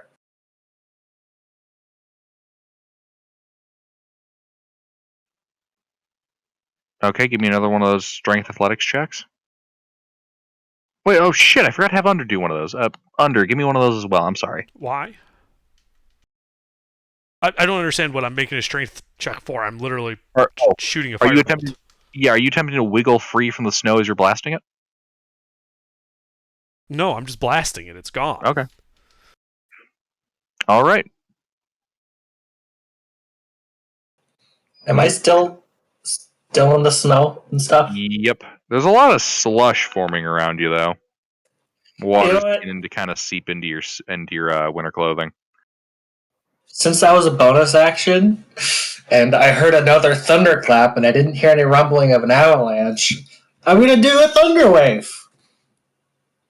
All unsecured objects are pushed 10 feet away from me. All right. All of them. Tuna, you see a big blast of snow 30 feet in front of you. This sounds different than the other one. It sounds bigger. It sounds bigger. Oh, Dragoon, as the snow is blasted away, more of it kind of falls in on you. Can I make, like, a dexterity check to dodge it? Get out of the way? This is literally happening all around you. You know what? Let's go with those.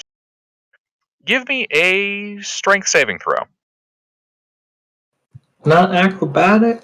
Nope. Yes! All right.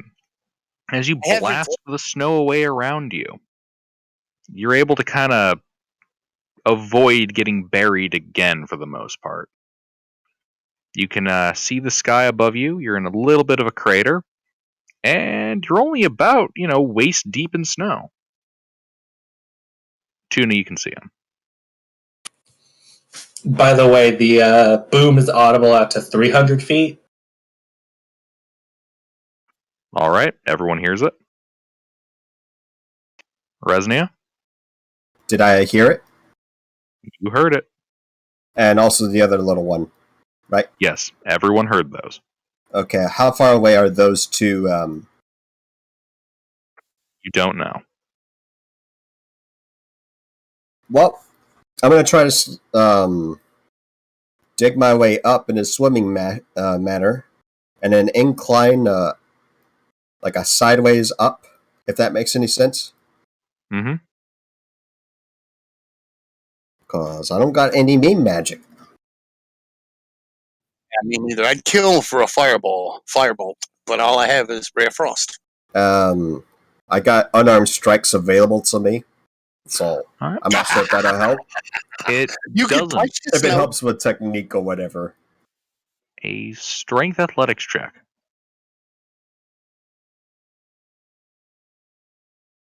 All right. You don't feel like you've made much progress. The snow just kind of keeps piling around you as you try to shift free. Now again, try to hear for any additional movement, and that's it for me. Tuna? Alright, so I saw two explosions. There was one that sounded like the one on the mountain, and then there was one that sounded like the one on the mountain, but louder. Yes. You can currently see dragoons sticking out of that crater. Alright, What I'm did you gonna... cast, Dragoon?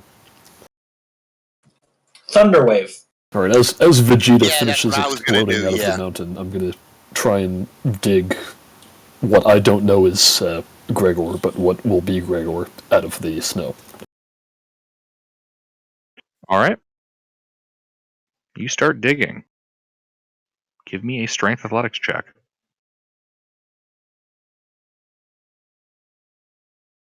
I'm sorry, Tuna. That's not another 12. Indeed. You start digging, but you haven't made a lot of progress. I'm sorry, Tuna. God, there's got to be a more efficient way to handle this. Gregor? Thunderwave. Oh, that's why you were saying that. All right. I don't know. He's above me, trying to dig me out. I don't know that. How far is he from me? He's Woody? safe. Huh? I said he's safe. Okay, So you because cast Thunderwave. yeah, it blasts up 15 feet. So, or 10. Yeah, everything around me in a 10-foot cube. Oh, 10-foot cube. Okay, yeah, in that case, no, he can get hit by that. No. Everything around me in a 15-foot cube must make a Constitution saving throw because it A blows cube? everything out. That's what it Whoa. says. Originating. All right. That's what it says. Tuna, make a save. What save? Con? Constitution.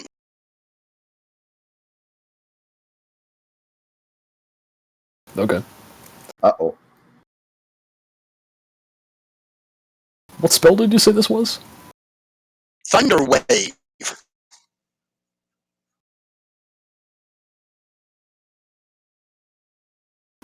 Wow, Thunderwave is a cube. What the hell?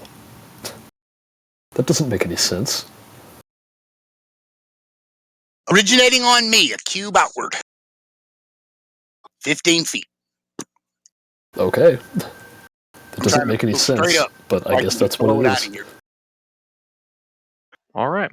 I was targeting the snow, but you happened to be there. Yeah, that's alright. So Tuna, it looks like you're hit by that. And I he's will blown need... 10 feet back. That's... Okay, I guess I'm pushed 10 feet back. Yeah, 10 feet Technically- away from me. Technically, you're thrown 10 feet up because of his position. Okay.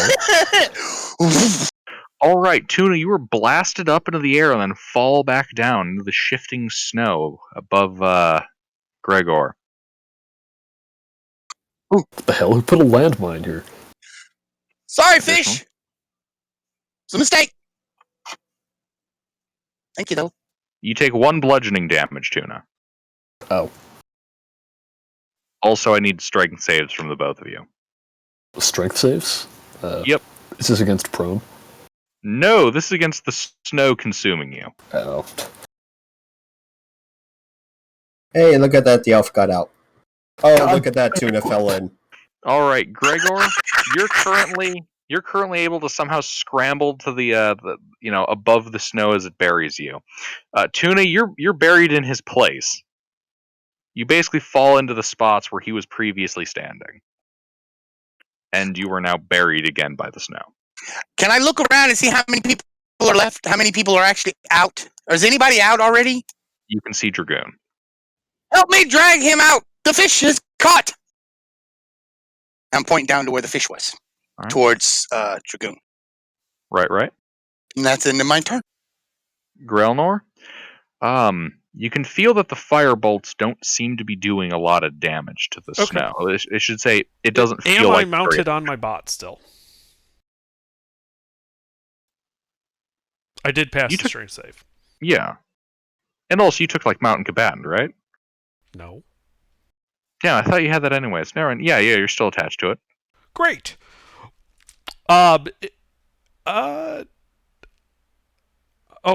Expedition. Cool. Long short lasts an hour, so I just have it go up. I just order it to move up. Does it have a dig speed? That's a good question. No, it just moves really fast. It's Okay. a metal bear. It Yeah. pushes through the snow. Have it give me a strength athletics check. Okay.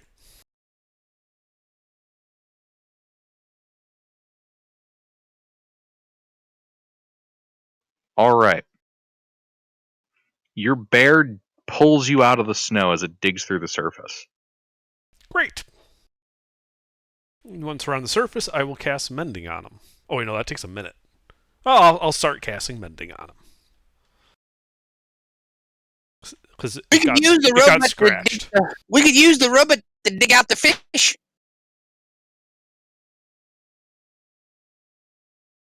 Yeah, I suppose we could. How much movement speed of my robot did that use to get me out? All of it. It took 50 feet of movement to get out? Oh shit, it's got 50? With Longstrider, yeah.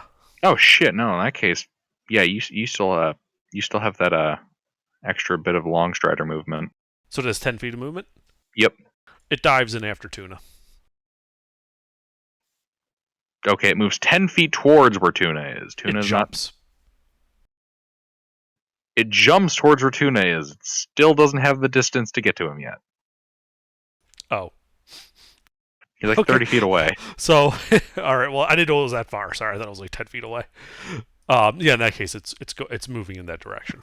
Oh man, if he was only 10 feet away, he would have gotten blasted by the explosion too. And then it dashes. It just used its action to climb out. That was an action? I thought it was movement. Yep. No, that's an action. Oh, okay. Well, if it's any consolation, I'm the one person who might not suffocate in the snow. Yeah. Alright. Let's see. Yeah. Sure, and you guys do have minutes of oxygen. I can also breathe water. Yeah, not frozen water. Well, it's not going to be frozen water once it's in my mouth. I'll just eat some snow, heat it up, breathe it. That's so goofy. That is how it works, though. Yeah. I mean, it's going to be a very small water supply, but it's something. Yeah, you're going to constantly feel like you're asphyxiating, but... Alright. It's like being on an oxygen tube or something. So you said I'm only buried out to my waist now. Does that mean my arms are free? Yes. So I can now just aim a flamethrower down towards the ground and just melt the snow around me? Yes, that may work, yeah. Ohio man arrested for using flamethrower to clear snow. I do that. Alright. You blast the snow at your feet, and you're able to kind of climb out now, yeah. Your pants are wet, though. I'll just blast those next. You incinerate the pants off of your legs and take whatever amount of fire damage you take.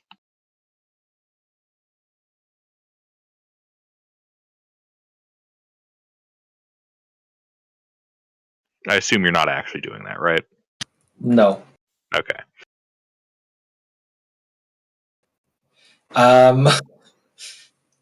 So I guess I'll go towards Tuna. All right. Yeah, you're able to move the 30 feet.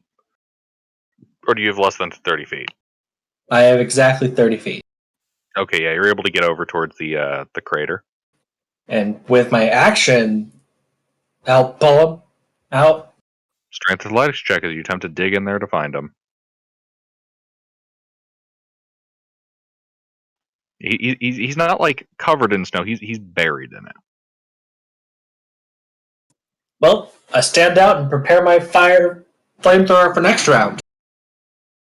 All right, yeah, because you're unable to find him as you kind of lightly move the snow out of the way. Is anyone else still in the snow? Resnia. No. All right, Resnia. Just had to play the hero. I try to I try to swim out of here. All right, strength athletics check. I'm feeling good. I'll use a bonus action step of the wind to get more movement. You remain buried in the snow. Do I hear anything on the surface? You heard a couple explosions a little bit ago. That's about it. I'm trying to go to the direction of sound. Mm-hmm. That's what I do.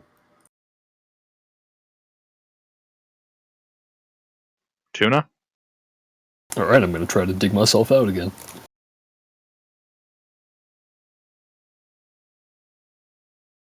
Does that succeed? You are still buried. God damn it. I have like minutes of oxygen plus potentially an infinity of water.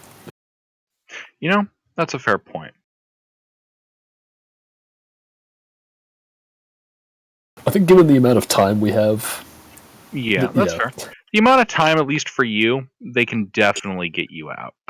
If you know the spell create water, could you destroy water? Could you destroy all the snow? All right, yeah. So for the sake of brevity, we'll go with, especially if the party's all trying, eventually numbers will eventually prevail and he's able to get out. Which leaves us with one person. Resnia. Strength athletics check. I am a bit concerned, I will say, if it takes all these things for me to do it by myself, if they're eventually able to get him out faster. I think it'd be reasonable to assume after they get him out that they would try to... We're basically Do we know having where you... he is? No, and functionally speaking, Tuna's not out just yet. We're just going to kind of, for the sake of brevity, because this is kind of a make it or break it thing. Resnia, strength athletics check. Hey, look at that. As Resnia is able to burst free of the snow. Were you carrying your person with you? I don't think I would be... How would I be able to get out with him? I managed to. That was how I got out the first time. I don't have I'm just asking, he wasn't with you? I can't drag him up. I don't have the strength. In that case, he is still in the hole. The rest of you guys see Resnia burst through the snow. And you guys are, after like 20 seconds, able to dig out Tuna. Oh, there he is. Hey. Yeah. Very, very specifically, the reason I was messing with time there like that was because if Resnia fucked up that third check, she would be unable to make any more checks for, 5 minutes. Wow, that would completely fuck me. Holy shit. Yep. Okay. There's more So fun where's the- features to being buried in an avalanche that you didn't get to experience. Oh, thank God. Someone help me get the other one out. I All right. can't. I order the robot to go get him. As the robot starts moving, I say, "Oh, and rescue, not eating." As it starts digging down into the hole. All right, have the robot give me a strength athletics check. By the way, just so you know, I'm not mounted on the robot for this. Right. 5 fucking minutes. And it's able to dig out the guy. Thank God. Oh my God. Ah. Fuck. Yeah, suffocation's a risk, and if you just didn't suffocate, you also get a level of exhaustion for every 5 minutes you're buried. Yeah, you would need to have a con of 20 to not suffocate after 5 minutes elapse. Yeah. That's stupid design. Holy shit. Also, it doesn't actually say you're suffocating, so you're not actually suffocating. Oh, Ooh, I that's just nice. assumed that there was limited airspace and that would just be it for me. Oh, fuck. Oh, let me check the condition of the man. Holy fuck. Yeah, I didn't exactly Is, tell him to be gentle. Just don't eat him. is he alive? He's He would have taken some damage from that fall. Yeah, I did heal him twice. And I did give him the healer's kit use, so he does have a yes, bit of health. but there was the fall. Would have also And the benefited from avalanche. a short rest before. The fall If was he like a could few then. points of damage, right? Yeah, the fall, even if he failed to save, was only like 3 points of damage. Yeah. Yeah, I mean, I healed him twice, minimum No, he's 4 awake. twice. Oh my god. Don't move. Try to diagnose to make sure he doesn't fucking kill himself getting up. Yeah, I made 2 rolls there. First roll nat 1, second roll nat 20.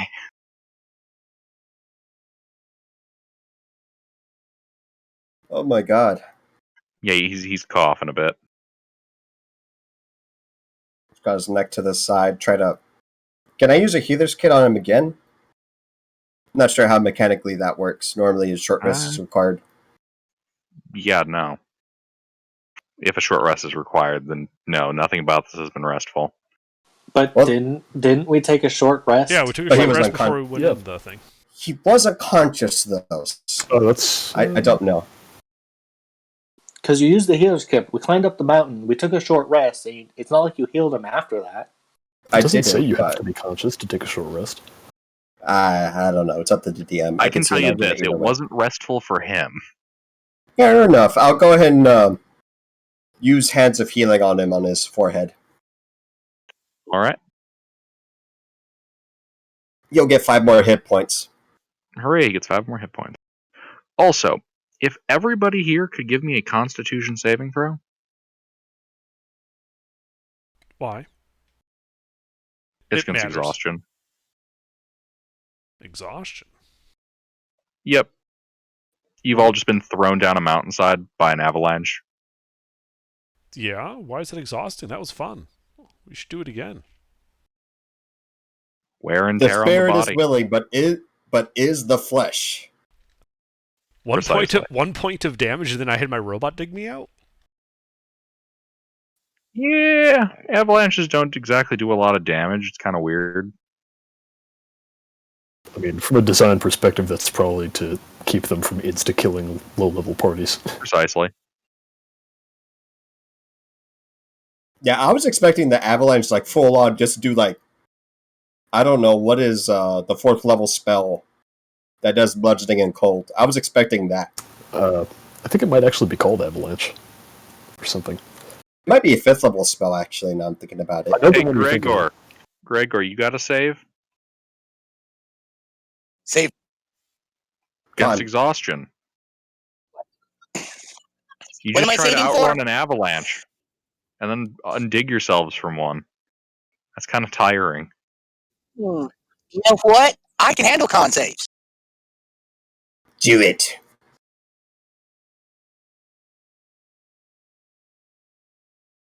Hey, look at that. Holy shit, you're proficient.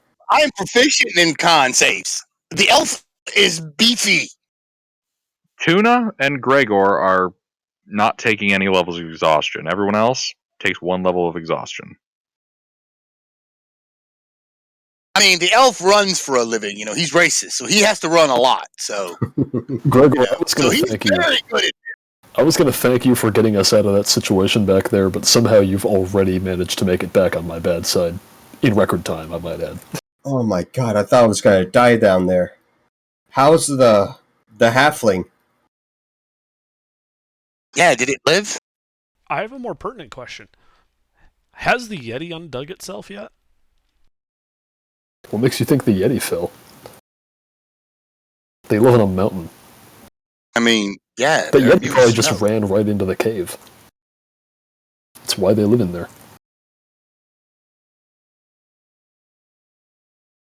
Well, Gronor, give me a survival check and attempt to locate the Yeti. Oh, fuck. I want to help him. Give him help. You should have declared that earlier. Grelnor, you are unable to find any sign of a huge Yeti buried in the snow. Oh, good. Looks like the avalanche killed it. We should go back up. Mission accomplished. No, The we should not halfling. go back The up. We should. halfling. Hey, Isn't there one more unaccounted for? not anymore. The avalanche took care of him. I think There's Tuna more brought, unaccounted for, but at this point we already have these two people. We can't put them That at is risk enough. by going back Yeah. up. Yeah. How I'm tall done. is this mountain? Or cairn? Well, if the Featherfall was anything to go by, it's over Question. 700 feet. Total elevation or, the hypotenuse? The hypotenuse. When did this become a math class? Well, because my robot at a full dash moves 100 feet around for the next hour. And it is immune to exhaustion. So, if we really want, if it's only like 600 feet, you guys take these guys, start heading back. I'll just quickly run up the mountain, see if there's anything there immediately. If there is a guy there, I grab him and I run back. And I'll still catch up to you before you're further than like 200 feet away from the base of the mountain. That's not taking into account the difficulty of actually scaling the mountain.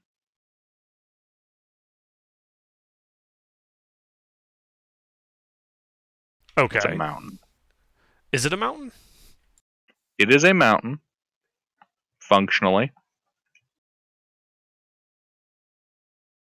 And I don't have an exact number for you on its on the hypotenuse.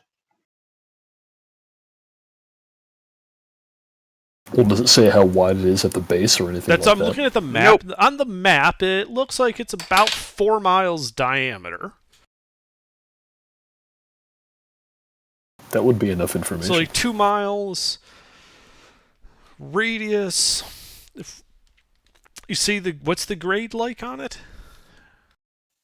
On average, taking into account the plateauing,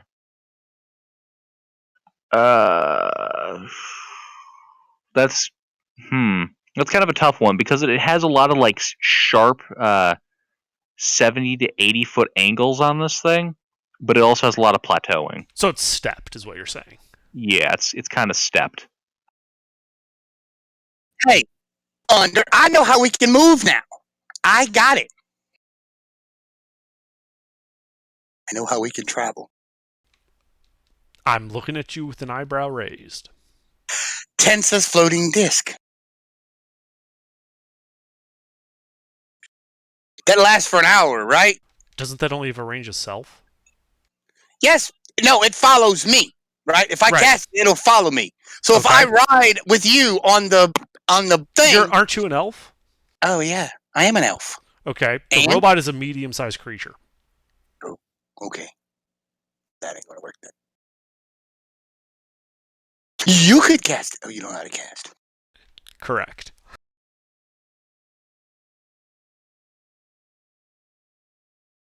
Well, never mind then.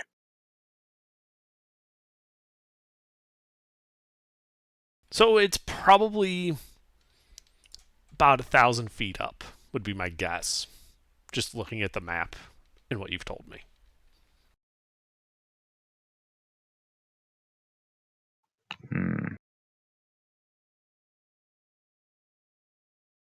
The book doesn't tell you how long it would take us to get up there normally? That is what I'm trying to find.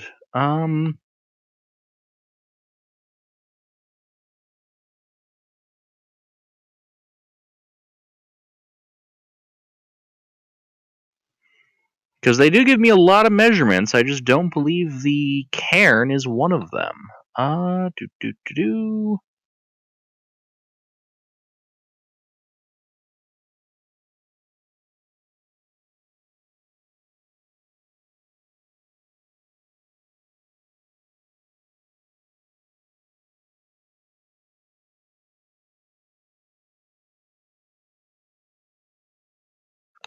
All right. If I am reading this part correctly,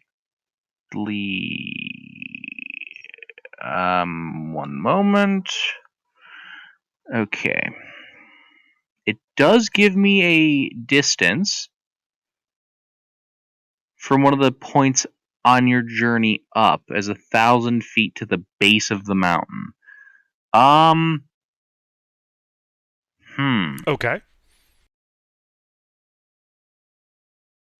So you guys remember that first avalanche you almost got caught in? Yeah. Yeah. That's about 1,000 feet to the base. Wow. Okay. So the mountain's actually closer to 6,000 feet tall. About a mile and something. Yeah. I gotta be honest, by how they designed this, I'm pretty sure they designed it up by plot. Also, I don't think they were expecting the party to attempt a weaponized avalanche and then attempt to outrun it. Hey, it worked.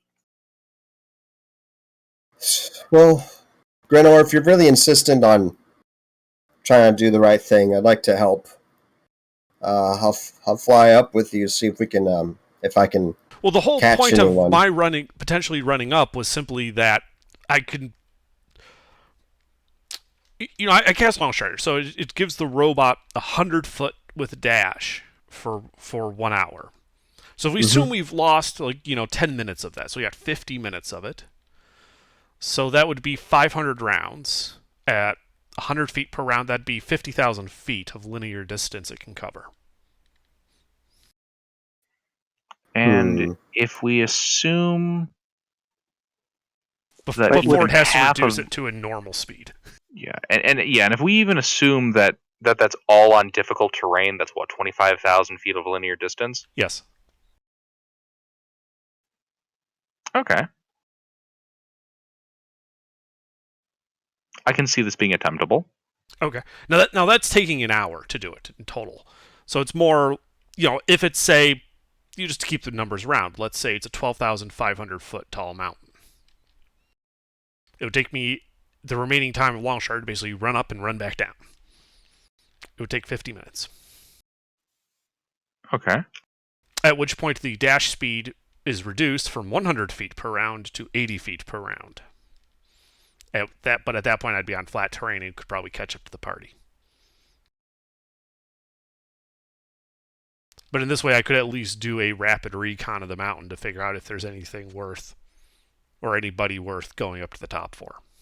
That's fair. And you guys have and you already know the route, right? And we have flyers if that is the case. But I'll actually outpace the flyers, probably getting up there. Mm-hmm. I mean, fuck it. I already risked my life for this, man. What is it for another, right? Well, the other thing to remember is my robot's immune to exhaustion. So, dashing to keep up with my own pace. I'll keep my own pace. Okay. I can't. Could you guys stay down to camp that they guys had? Maybe wait for us a bit, an hour? Yeah, we could probably wait a bit. Why don't you guys just take a short rest, wait an hour, we'll be back. Yeah. Alright, so who's going? Resnia, Grailnor, and the robot bear? That's what it looks like. Yeah. Alright, all three of you are getting blessed. Cool. Thanks. How long does that last? A minute? It's a minute. Never mind, I'm not doing that. I forgot how long that lasts. Okay. Away we go. Hey, gentlemen, hold on. Gentlemen, I gave you my coat to better hide you. I'm going to need that back. Sorry. Is the half thing okay? I almost forgot about the half thing. How fast The is half how is fast okay. is the how fast is the bird 4 person? hit points? I can take care of her. You go. All right. How All fast right. is the bird person? I'm not The a bird bird person. I'm a person's dead. tiefling. Okay, how fast is the tiefling? I am 40 feet base. 5 feet, 40 feet, and he's going 100, and you're going to keep up with him? No, I'm not. This is an independent search, but I have flight. I don't have to worry about difficult terrain and all this. Oh, well, then I And- cast a long strider on you. You know, things not being in a straight line. What? Then I cast long strider on him then. All right. Thank you. So, Grelnor, you are tearing up snow as you're, bolting up the side of this cairn. All right. Let's make this a little bit of a skill challenge, just to see if your robot can handle the, fucked up terrain. Hmm. I'll be right back in a moment. Gotta go. Athletics, To I'm the- guessing? Yeah. Let's use the robot's strength athletics checks. Okay, that's the first one. All right. Another. And another. And another. And one more. And one more. All right. You have hauled ass all the way back up to the frozen cave. Okay, well, we already cleared the It's cave, been so I like- keep going. Yeah, it's been like, what, 20 minutes? Yeah, thereabouts. All right, you keep hauling ass up the trail. Another check.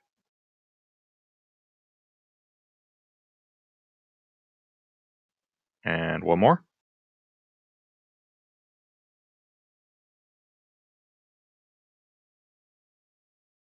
And one more. All right.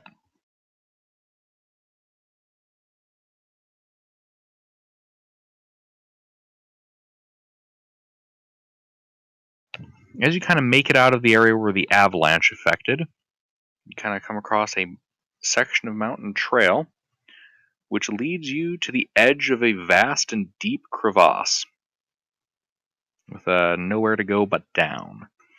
You can see a collapsed tent lying half buried in the snow near the precipice. Jutting out of a nearby snowbank is a pair of blue snow boots. Next to this grim display is a figure in cold weather clothing, sitting in the snow, her knees pulled in tight to her chest, horns protruding from underneath the figure's fur-lined hood. Wait, is it that bitch again? Is it, Everest? No, this tiefling is red. She was white. Oh, okay. Oh my god, it'd be funny to watch her kick your ass. Well, I should have realized, wait, I'm a different character. No Everest. I don't know why, but I feel the need to kick your ass. Alright, I quickly run up. And I say, do you need any help? They don't respond. In fact, based on the icicles coming off her nose and chin and face in general, she's looking kind of dead. Oh. Well, that's unfortunate. I have nothing to do for it then. I loot everything. Indeed. Yeah, so I check her, I check the boots, I check the tent. Just quick, All right. quick check. We got time.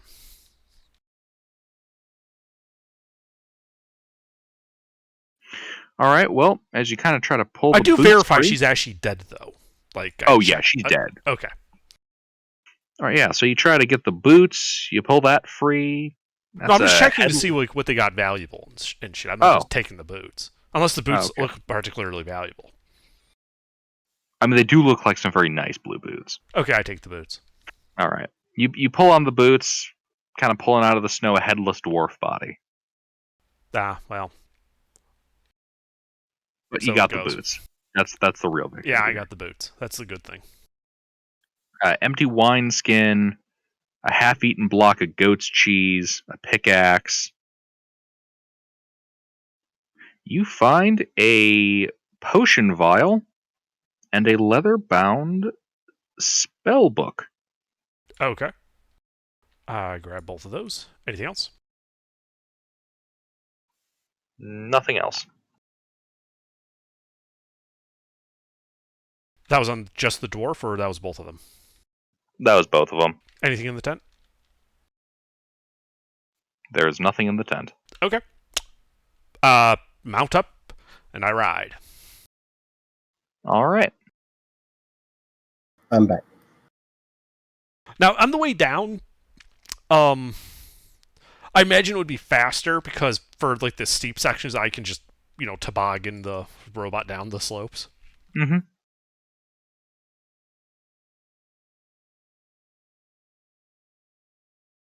So I do so. All right, yeah. As you start tobogganing, give me a perception check.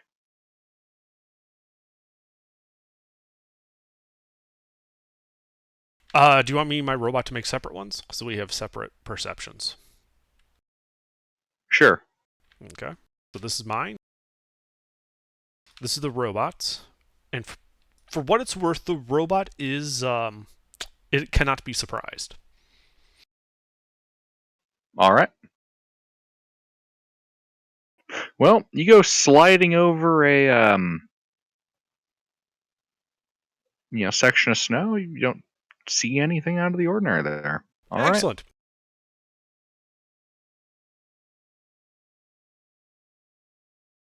All right. And give me a strength athletics check. We're going to see how well you can handle this rapid descent down the side of a mountain.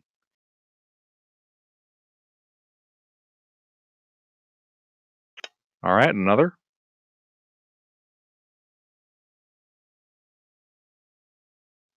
And another. And another.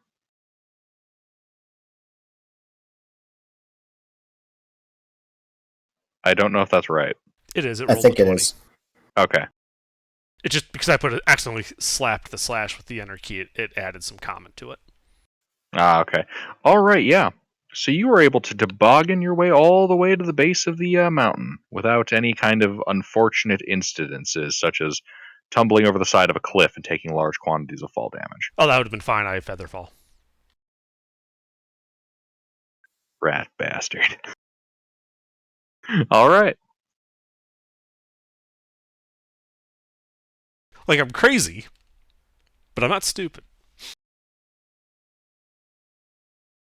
Fair enough.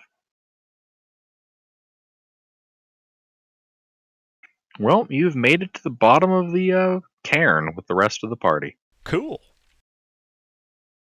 What of me? By the time I get back down, you're probably just making it halfway up. Yeah, you're pretty much about like halfway up, and then you see Graylord just toboggan past you on the way down. Woohoo! How much time do I have left till an hour?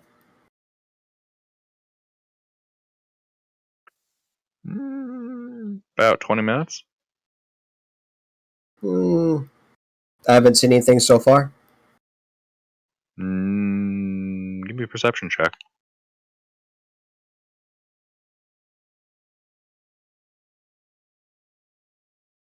No, you don't see anything.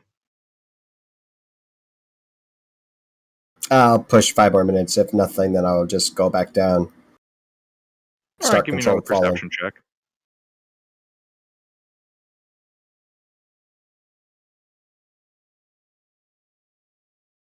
Yeah, as you're scanning the mountainside, you manage to spot moving amongst the snow a very familiar looking large blue-eyed yeti.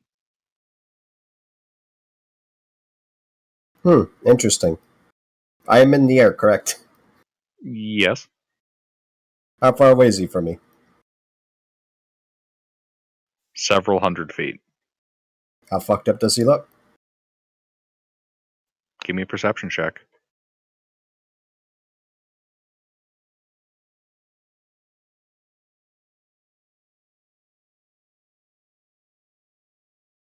You cannot tell. He does not look injured at all. I'm going to hazard a loose arrow and then go back down. Alright, make an attack roll. Can he see me?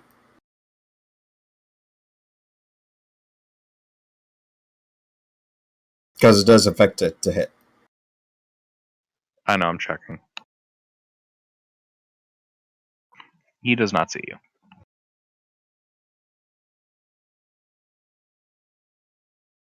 Then this will be a this will be a flat roll. Because this is at extreme distance with a short bow. And with that, I'll go back down. Alright. Was he carrying anything by any chance? You couldn't tell. Not worried about it. Oh well. Back to the party. Grailnor's dead body. Don't spoil that I've replaced you with a doppelganger.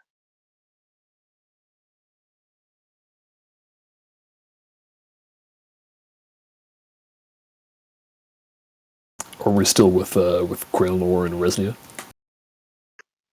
Mm-hmm. Yep, they've rejoined the party. Okay. And I let them know that I went to the peak. I found the camp that they made up there, and the 2 corpses of the remaining members of the expedition.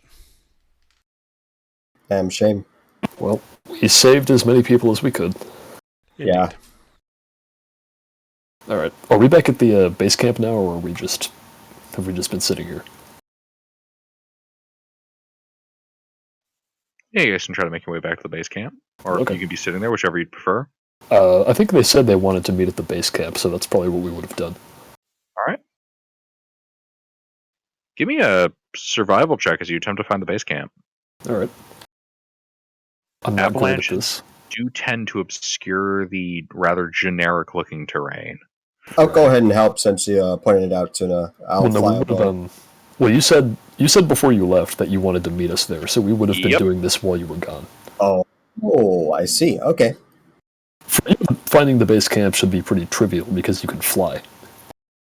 Yeah.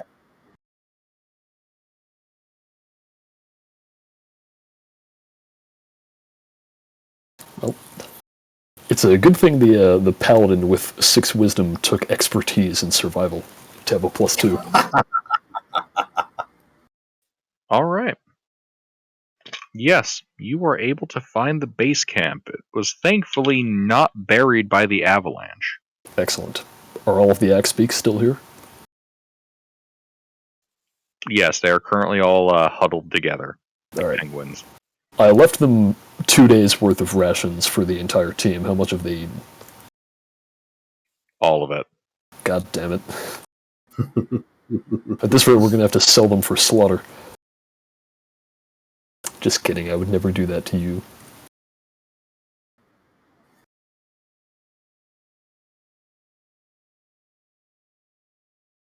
Well, I'm still glad I did that. That way they'd have something to eat in case we got stuck up there. Yeah. So, anyway, we would have waited until they came back to the base camp. Alright, yeah. You guys are all able to meet up at the base camp. Do I get can I get a short rest in while we're waiting? Yeah, it seems pretty reasonable. Alright.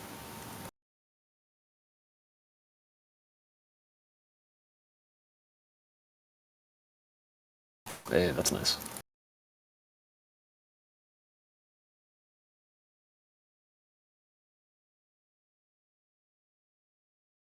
Alright. Yeah, and while you guys are there, the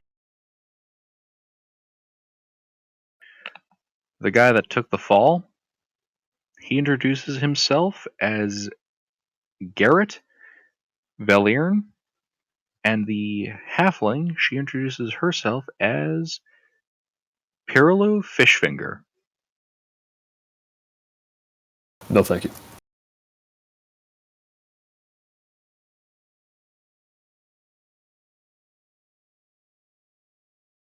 All right. Well, we're sorry about the rest of your team, but should be able to get you back to. Oh God, where's the map? Targos. Well, eventually, but that's not where we're going to go first. Yeah, we're I going think to see about the Tourmaline's closest. Padfoot problem. I can't remember. I don't have it One visualized. to the right.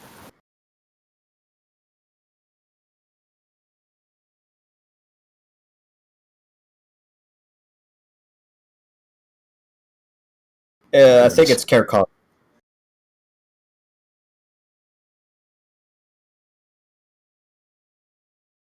What are you guys talking about?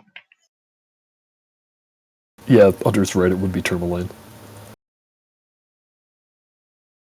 I'm also asking them, like, well, where is it they're trying to get to?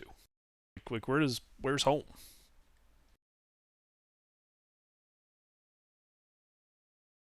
Yeah, actually, it would be Targos if we went back the way we came. So. Well, Targos is Yeah. where the expedition left from. Well, yeah, but that was also the last town that we went to because we never went to Tourmaline. We cut off Correct. the road part way. Correct. But where do these people need to go is, I think, the more pertinent question. Do they actually want to go back to Targos? Do they want to go to Tourmaline? Do they want to go to Bryn Shander? Do they want to go all the way down south to Neverwinter and forget the Icewind Dale even fucking exists?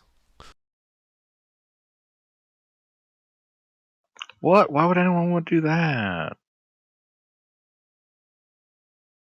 I'm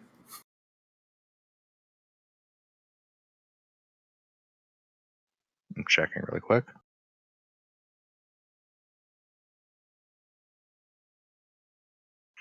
Yeah, so Pirlo kind of speaks up here. If you don't mind, if you could drop us off at Tourmaline, that'd be perfectly acceptable. Would you rather go back to Targos? We could make it on our own from Tourmaline there.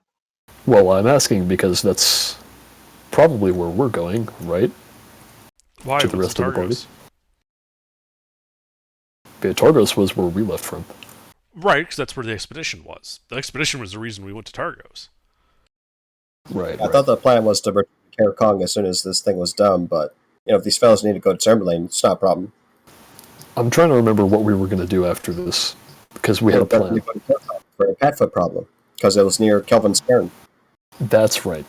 Yeah, Karatronic has some bandit issues, but we can escort him to Tourmaline first. It won't take that long. Yeah, no, let's do that. Absolutely. That way they don't get eaten by yetis on the way or something. Yeah. Well, yeah, we can take you to Tourmaline. All right. And thus the party set off for Tourmaline.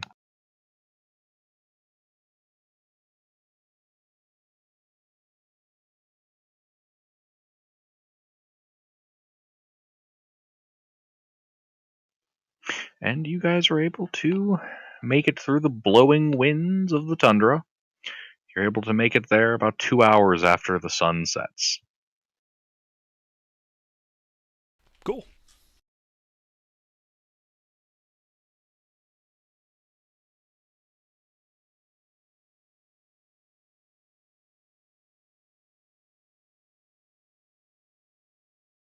What are you guys going to do here in Tourmaline? Is there an inn? There is. One second while I open up the Tourmaline.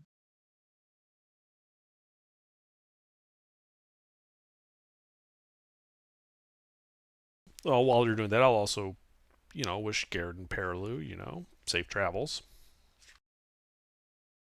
I wish you the same. How's your hand feel, Garrett? That's doing fine. Your foot? Also doing fine. Can I make an insight check? Check.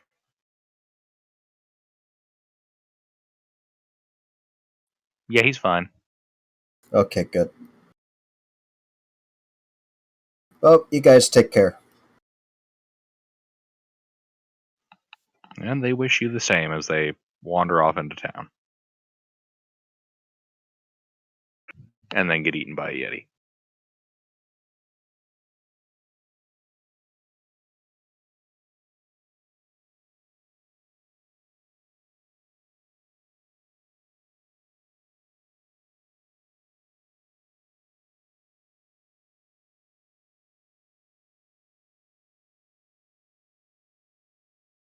Certainly wasn't a werebear now, was it?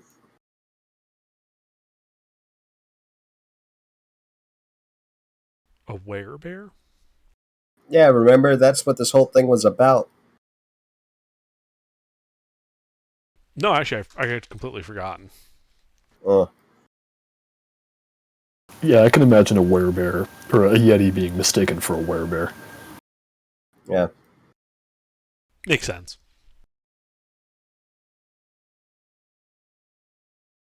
Maybe Oh, it these was a guys got a were-yeti. Sorry, go ahead. I was saying, well, maybe it was actually a were-yeti.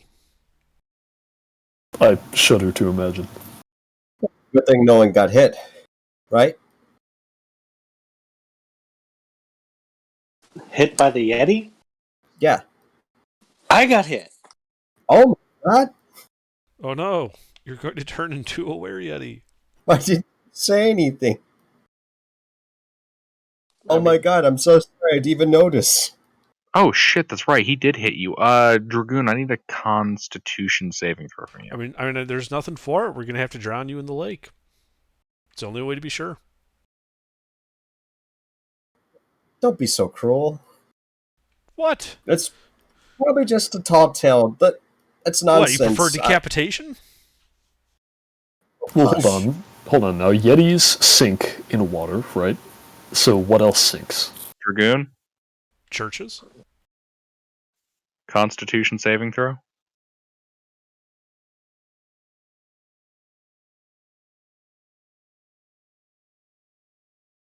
oh god, don't tell me I'm gonna turn it if I turn into a Yeti if I fail.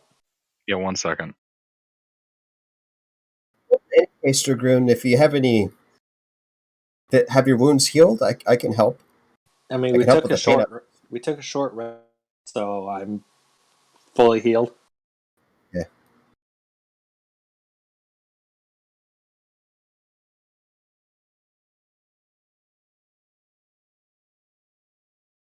All right, yeah. So sorry about how wordy that is, Thomas.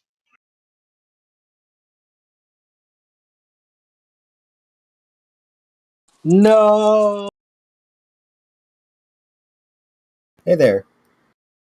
Greetings. We Hey, look, the almost silent died. guy is here. You came in conveniently when all the dangers passed. Oh god. Oh, this We were was never in any real danger. I We could mean, have really, taken that no. Yeti. I You're mean, crazy. the avalanche was all planned. Everything happened the way it should happen. Look, we We just didn't had the die. controlled demolition of the side of a mountain. I almost suffocated to death in that damn avalanche. You Jesus. But can did blame it all you on the racist die? elf. But did you die? The I did gods not know, want to but oh be my yelling god. because I knew the Yeti would kill one of us, so we needed to get away as quickly as possible. And I figured an avalanche was the best way to do it. Oh, the fall was a great idea. The avalanche, what the fuck? What the fuck, dude? Don't do that ever again. You're Did crazy. you die? You're bitching, but did you die?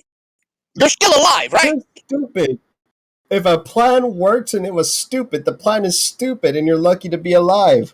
Oh my god.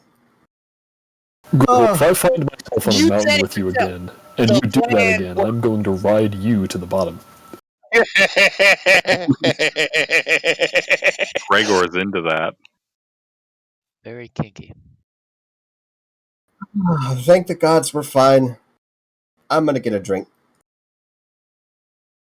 So I mean, everybody made it back in record time, I might add.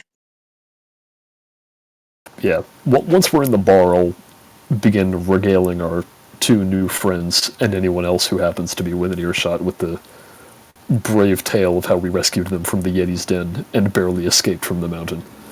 I assume, like the 3 avalanches that happened.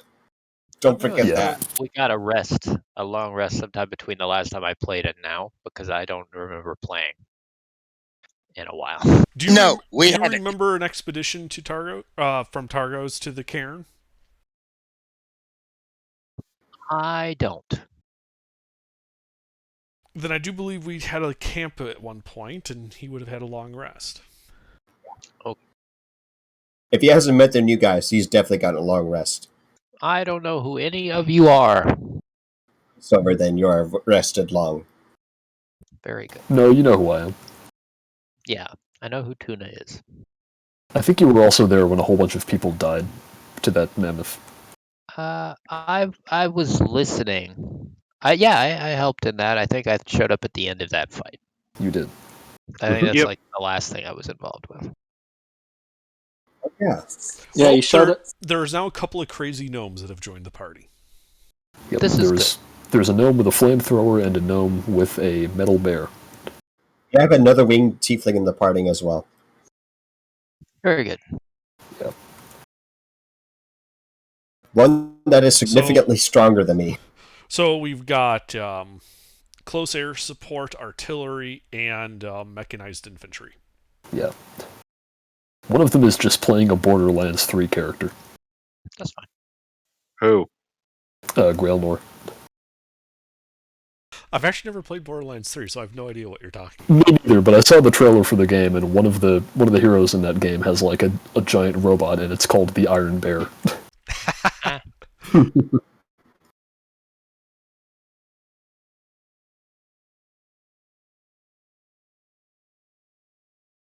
Yeah. Based on the description of Dragoon and the way he's been playing, I've been like seeing him like this consistently in my head.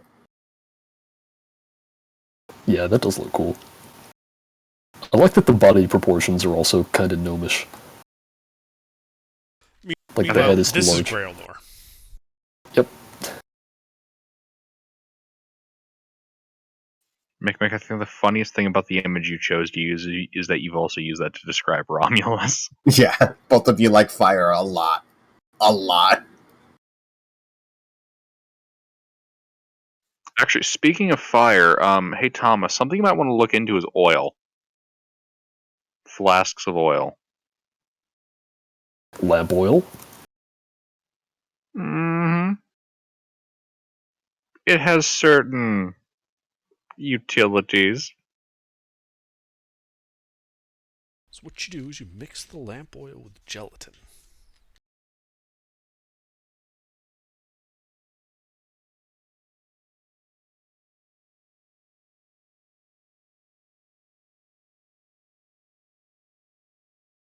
All right. All right. But So yeah, you guys are in Tourmaline, which is also on the next page, so I'm not sure why I used the database to look that up. Yeah, so there's the Blue Clam, the Dockside Tavern. I'm sorry, there's the Blue Clam, which is the name of a dockside tavern, and the East Side, which is the inn. Hey Lois, I'm going to the clam.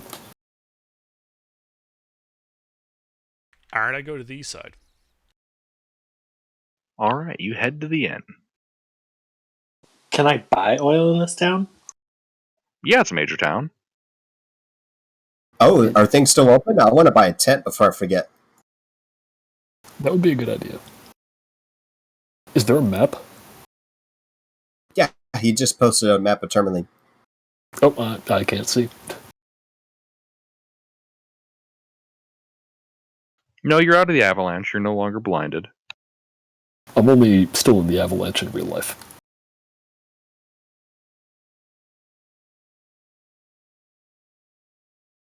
That's rough, buddy. Well, you could start with "I'm sorry, I almost killed all of you," and then Hey, maybe the work your way up from takeaway there. from this is you're welcome.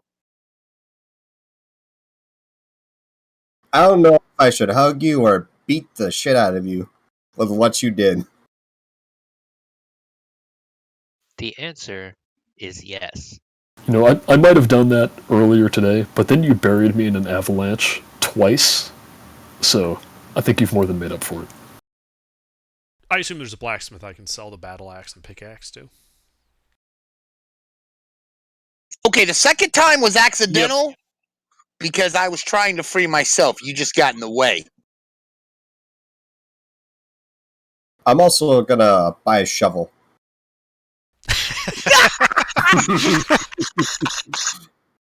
2020, am I right? Bear in mind, a shovel is only going to be useful for digging somebody else out, not getting yourself out. At least that's half the problem solved, right? Hey, And wings buy would a normally flask. get me. Buy a flask of alchemist fire, and then you can just open it up. If you get buried in snow again, it'll melt all the snow. I think that's how it works. Well, it'll catch on fire as soon as you open it, and that'll melt the snow. Well, it also deprived the area of oxygen, suffocating me. Yeah. I also just realized I have a thing I can do Details, that I never use. details.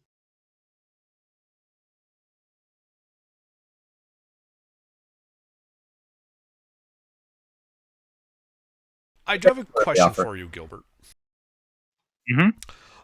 Are you using my rules for identification or the D&D 5 rules as written? Your rules. Okay. Which means I believe you either have to have identify or you can engage in blind attunement. Indeed. I So, love that. well, first thing is when I get to the inn and I'm ensconced in my room, I'm going to do a detect magic ritual. Indeed. So, are the boots magical?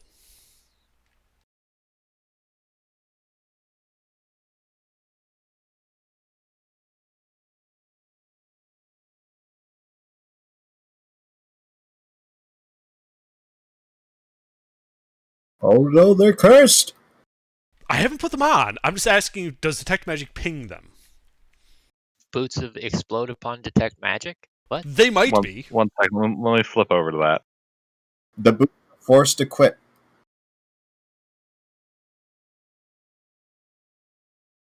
I can, if I'm on my robot, I can probably outrun them. The boots explode upon being identified? Oh, with this detect magic, though, he's fine if that's the case. But then, whenever he does a second step, then he blows up. Mm-hmm.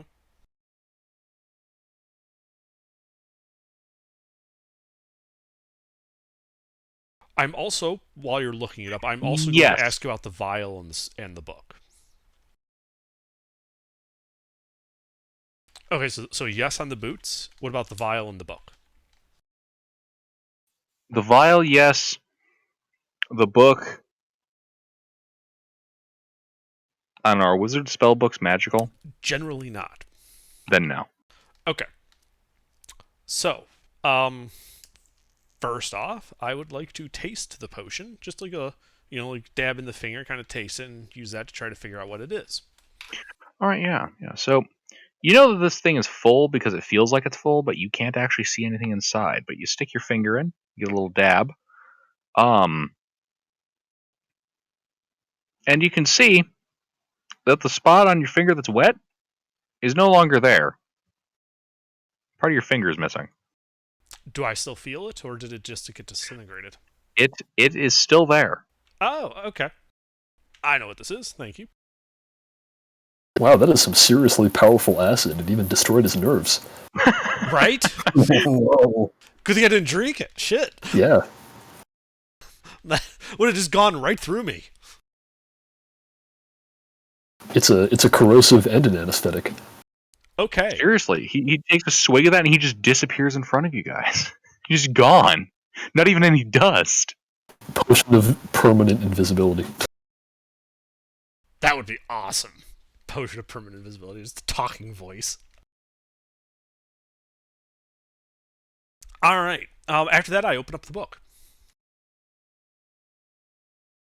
All right, you open the book. There is a large quantity of arcane script in it. One moment.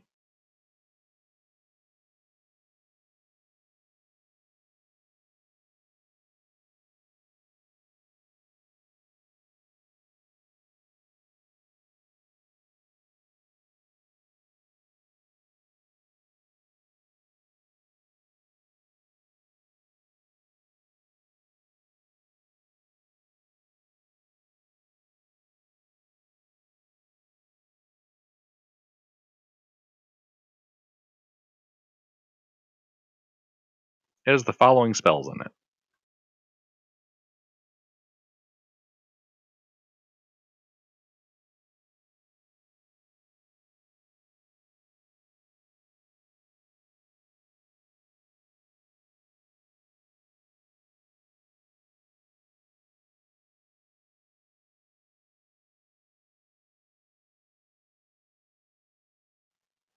Just reading over it. Oh, sorry. I was looking for it in the D&D chat. Oh no, I Okay. PM'd it to you. Yeah. All right, neat.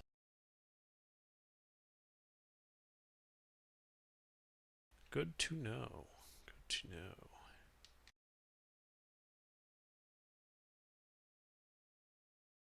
All right. And the boots. You said the boots are magical, right?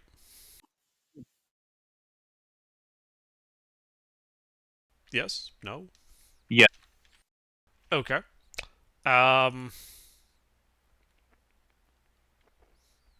All right. So, is Greg? Are you in the inn? Yes, I am. All right. So, I come down. I assume you're like eating or drinking, right? Yes, So I come in the down corner and by myself. right. So I could just come down and plop right down next to you. I've got a pair of boots in one hand and a book in the other. Fly-looking blue boots.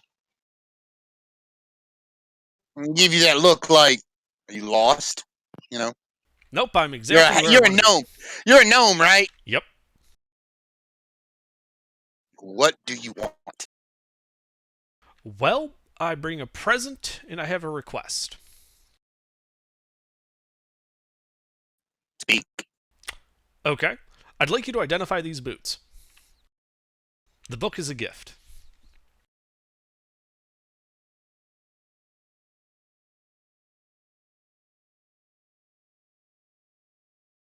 It's a spell book. It has All a bunch of right. spells in it. All right, Also, I can. something to clarify from spell books. He has to take those and put those into his own personal book to use them, right? Right. Right. Yes. Which takes me a time to transfer spells and shit. Yeah, I think it's an hour per level of spell or something, right? Yeah, it's like an hour and 50 gold per level. Yeah, per level of spell. Yeah, that's what I thought it was. Yeah. So yeah, I'll take the spell book and I'll cast Identify as a ritual on the boots.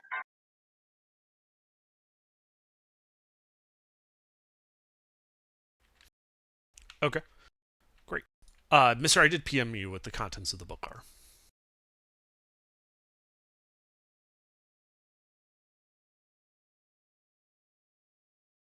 Ooh, these are the spells in it. Yes. Ooh, I know most of these spells, but a couple of them I don't know. Excellent. Yeah, a couple of these I don't know. Yeah, cool. Yes. Cool. Cool. So tell him what the boots are, or tell me what the boots are, and I'll tell him what the boots are. DM. Yep. One moment.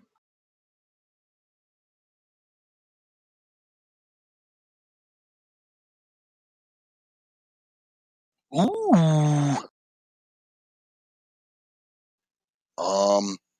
Okay. That's a thing.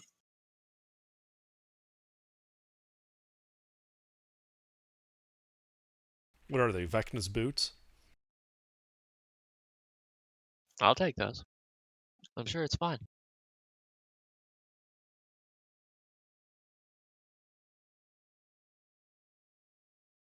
Oh, neat. It works well for you, actually. Yeah, it really does. Given my, short stature.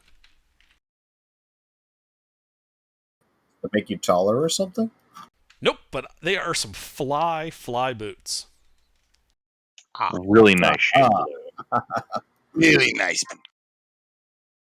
They're so fly. Why didn't they fly out?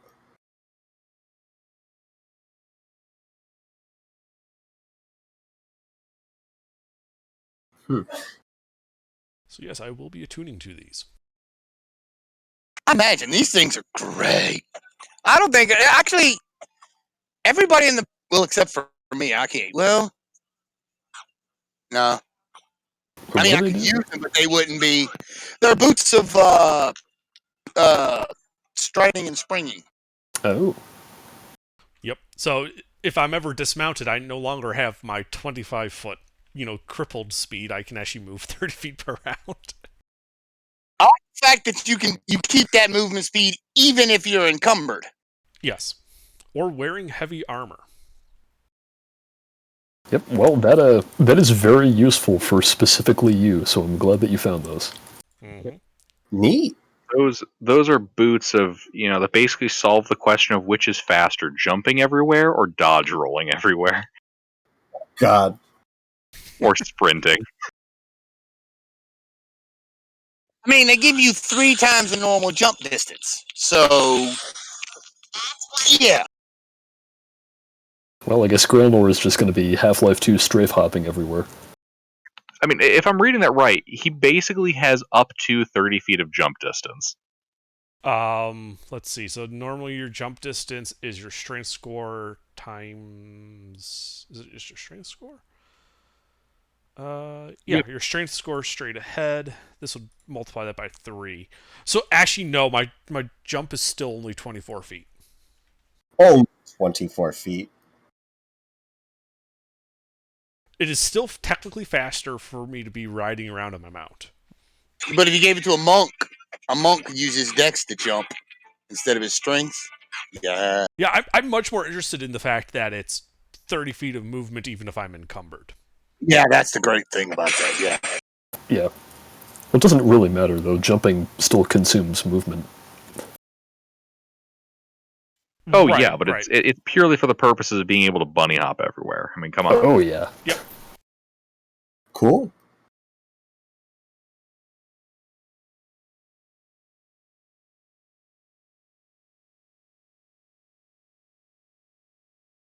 Alright, well, once he's done attuning to that, I think we're bunking down in the inn. Hey, what's our front line look like? Well, we have a paladin. Who's the paladin? Me.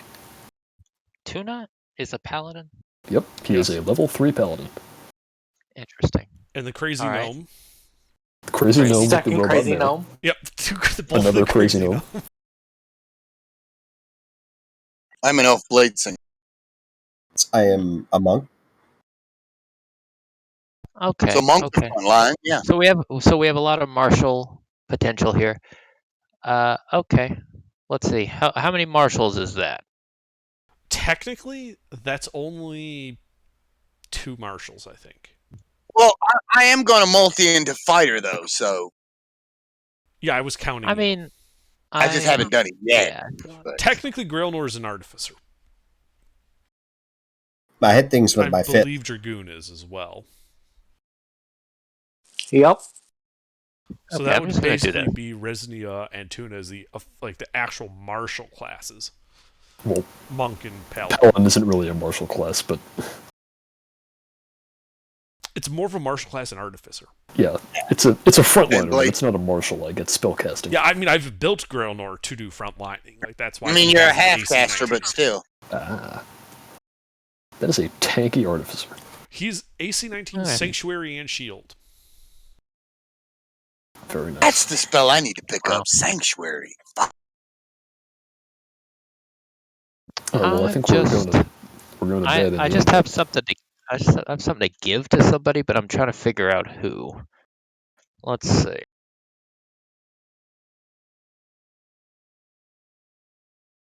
Well, Grailnor and the elf both have something, and I think Dragoon has something. Speaking Or of maybe which, Resnia has it. AGR, did I give the Pearl of Power to you Oh, or yeah. no? I did? You did, and then I gave it away.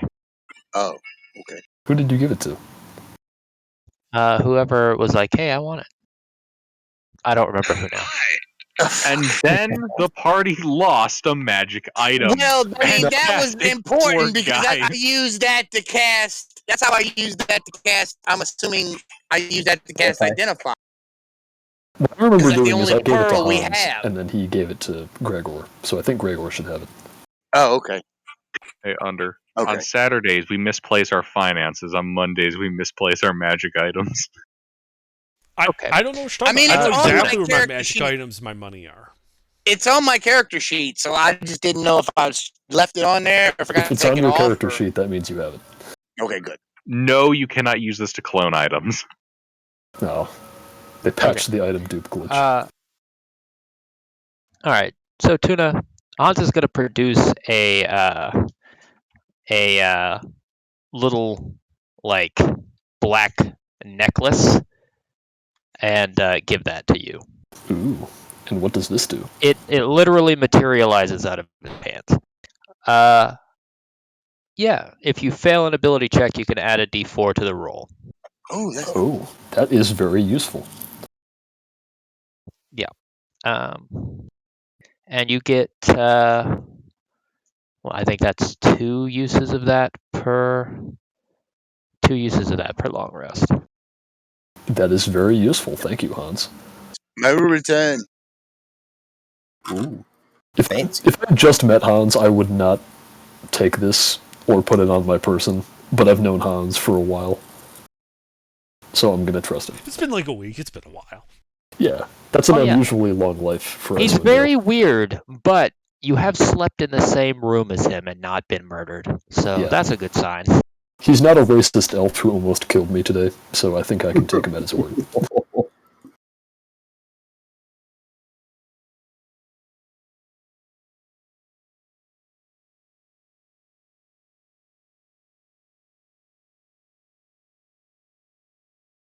Is there a name for this item? Nope, it's just a spooky thing Hans gave you. You can name it if you want The to. spooky thing Hans gave me, right? Yep.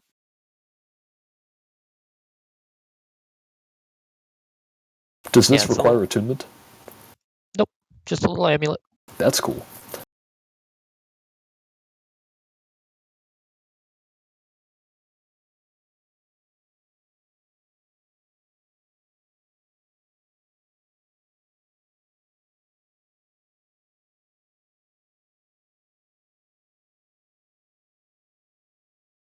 I don't suppose it weighs anything. Whatever you might think a normal piece of jewelry weighs. It doesn't weigh anything. Got it. Yeah. I only ask because the other necklace that I'm wearing, which is my holy symbol, weighs 1 pound. I don't That think is it weighs one a pound. chunk symbol. It's I literally. bling, man. Yeah, Yeah, I mean that's Hans- what it says in the PHP. As a so matter of that's how much fact, it weighs. as a matter of fact, if you've already got an amulet, Hans could just make the little end piece, and you just snap it on your fucking amulet. There you Weird. go. Okay.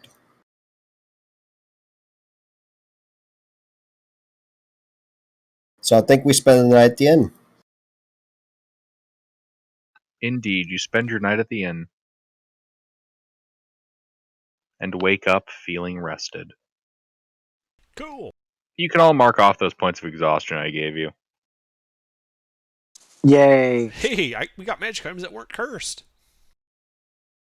Hey, I didn't die. Huzzah. Let me say people. And you weren't all slaughtered by Blue Eyes. Fuck that guy. Dude, fuck that guy. We could have taken him. We could have, Uh, but literally everyone ran. you two guys would have died. I would have fucked off. Other people might have fucked off. It would have been horrible. I know what I'm saying. I don't know if we could have taken Blue Eyes without our Dark Magician here. You're talking about the elf? You can't Yeah. see the face bombing, but there was some face bombing. It's funny Same. because we did defeat Blue Eyes indirectly by Dark Magician in this fight. That's what I said. Yep.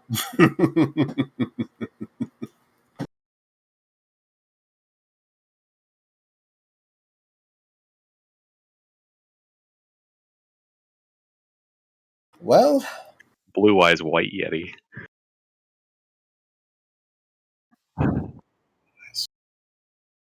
so while we're here, do we want to see what the local gossip is, or did we want to go to Kerkong? So we can hang a bit here and see what's up. That's fine with me. Yeah.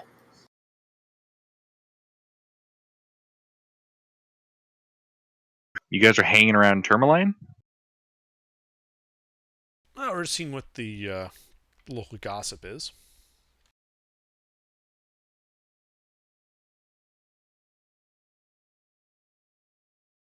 We're already at the perfect place, the inn.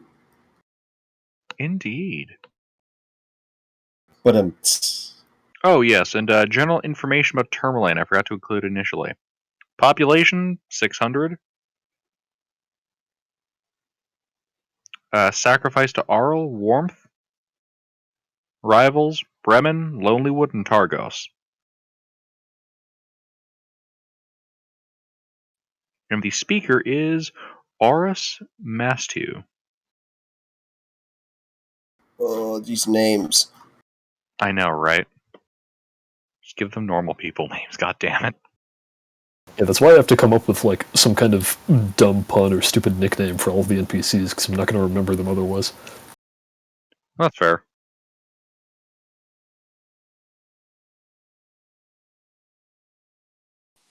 Are they doing that sacrifice now? Because I'm pretty sure my flamethrower is always warm.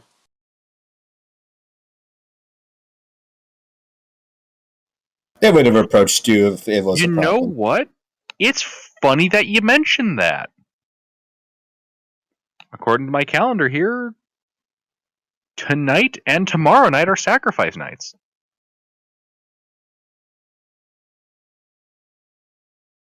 Alright, well then you'd better turn that off. Well, it's the night, correct? It's only So it's during okay the in the night. daytime? Well, let me put it this way, it's already cold during the day. Yeah. So it's going to be worse at night. Shrug. So, the gossip. Indeed, indeed.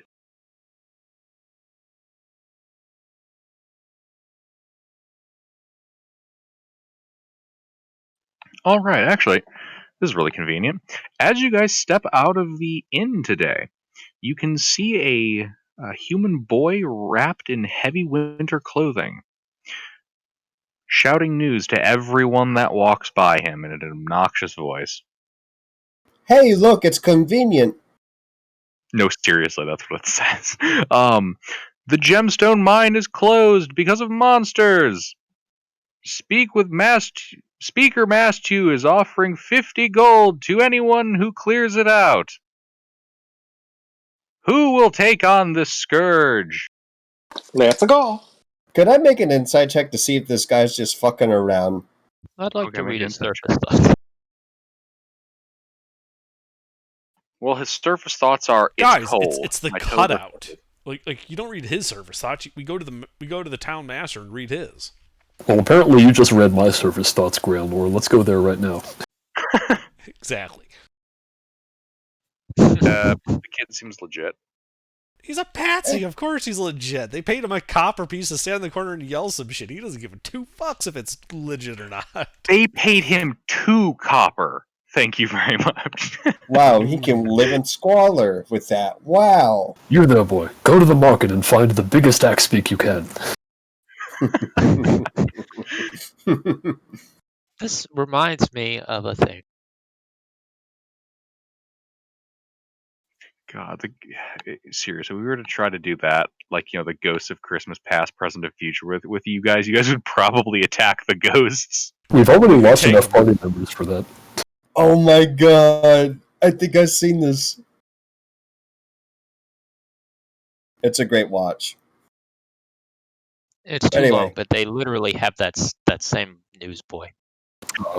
Anyway, I love that guy. He's funny. So to the speaker, right? All right.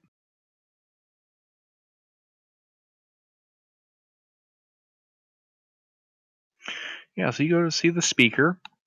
You make it to the town hall, and you can see the 2 guards standing at the sides of the opening. All right. You seem entirely too prepared for trouble. Are you here about the mine? Yes, sir. Aye. Speaker's inside. Go talk to him. Okie dokie. Sir?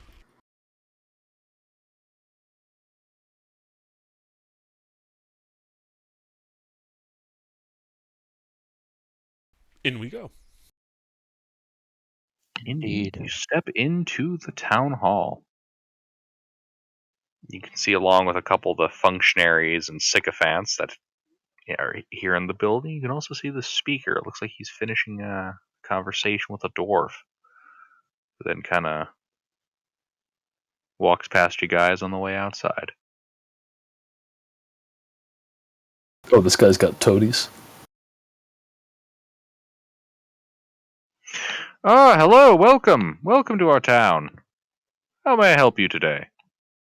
Is this the speaker who's speaking, or is this one of the toadies? This is the speaker. Yeah, we're here about the gem mine. Adventurers, here to take care of our problem. That's the plan. We just wanted to get any information you might have on it before we go in. Well, we've already identified part of the issue. A group of kobolds a few days ago snuck into our mine. They haven't killed anyone, but they're kind of dangerous overall.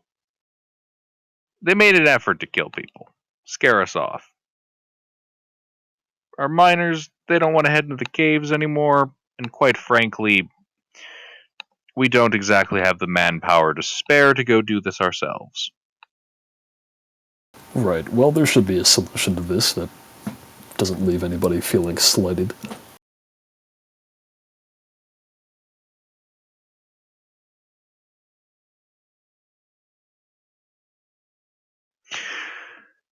There's one other thing I should mention. For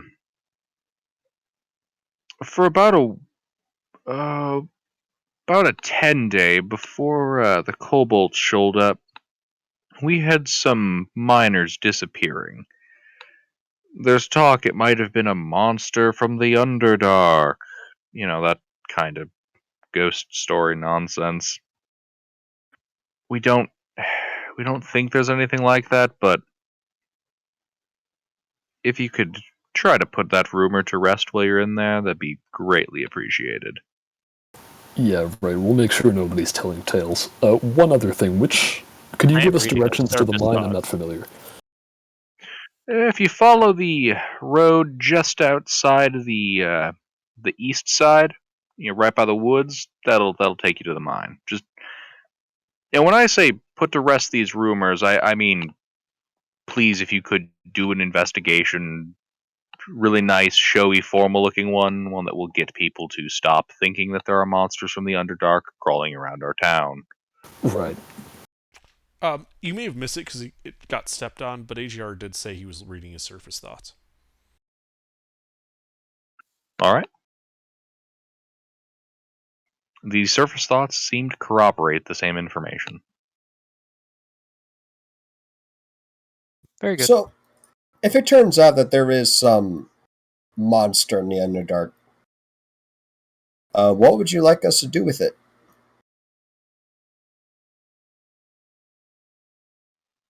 Stab it repeatedly and often, and then kick it back down the hole. Gonna kind of look back to Tuna. How much was the crier saying this was worth again? 50 gold. Kobolds. It's entirely reasonable. Well, things in the Underdark. I have no clue what that might be. Could we expect Well- something in proportion to any other threats we may face? If what you guys encounter in there is significantly beyond the original reward, we will discuss how we can compensate you for that. Right. I'm sure that these rumors are just rumors, but if it happens that they're not, we will expect to be compensated for the increased risk. Yeah. I'll be straight honest with you. The other day we faced some blue-eyed yeti. If that's the problem, we might need to contact the other towns to solve that problem. A blue-eyed yeti. I kid you not. And then I start regaling him the tale of the two people we rescued and that spooky ass yeti. Give me a performance check. Oh, you're gonna love this. Do his surface thoughts indicate that he does not believe Resnia? He does not believe Resnia. I'm just gonna hand gesture like like that lady's cuckoo. Well, more accurately, I should say, he seems to believe her, just not all the details of the story. Like, this is a, the fish was this big kind of story. I mean, everyone here was there to see the damn thing themselves, and the two people we rescued as well. I'm sure they went back to Targos at this point, but yeah, a lot of people died to that thing. As for Yetis, no, they don't traditionally come out of the Underdark. That's more other horrors. Mm-hmm. I know, but a cave's a cave. Alright, well, hopefully all should go well. I think we'll be off then, right? What time is it? Literally just woke up from a long rest, so. Right. Yep. Yeah. Alright, well then I guess we'll make our way out of here. Yeah. Off we go. We'll Off see we to go. it about Indeed. solving this. And you guys make your way out there. And I think we'll call it here a bit early for tonight. Oh, okay. Very good. Alright. That way I might more properly prepare these mines. Excellent. Do we do the level up? Didn't you guys just level up? No. That was what was it, 3 sessions ago? I mean, we haven't done a whole lot at level 3. We've we've done 2 one quests, quest. I think. Yeah. Yeah. Didn't we complete so- the thing of whatchamacallit? I suppose The you wolf technically problem? completed the wolf problem thing, but I died during that, so I wasn't counting that one as a success. The mission was a success.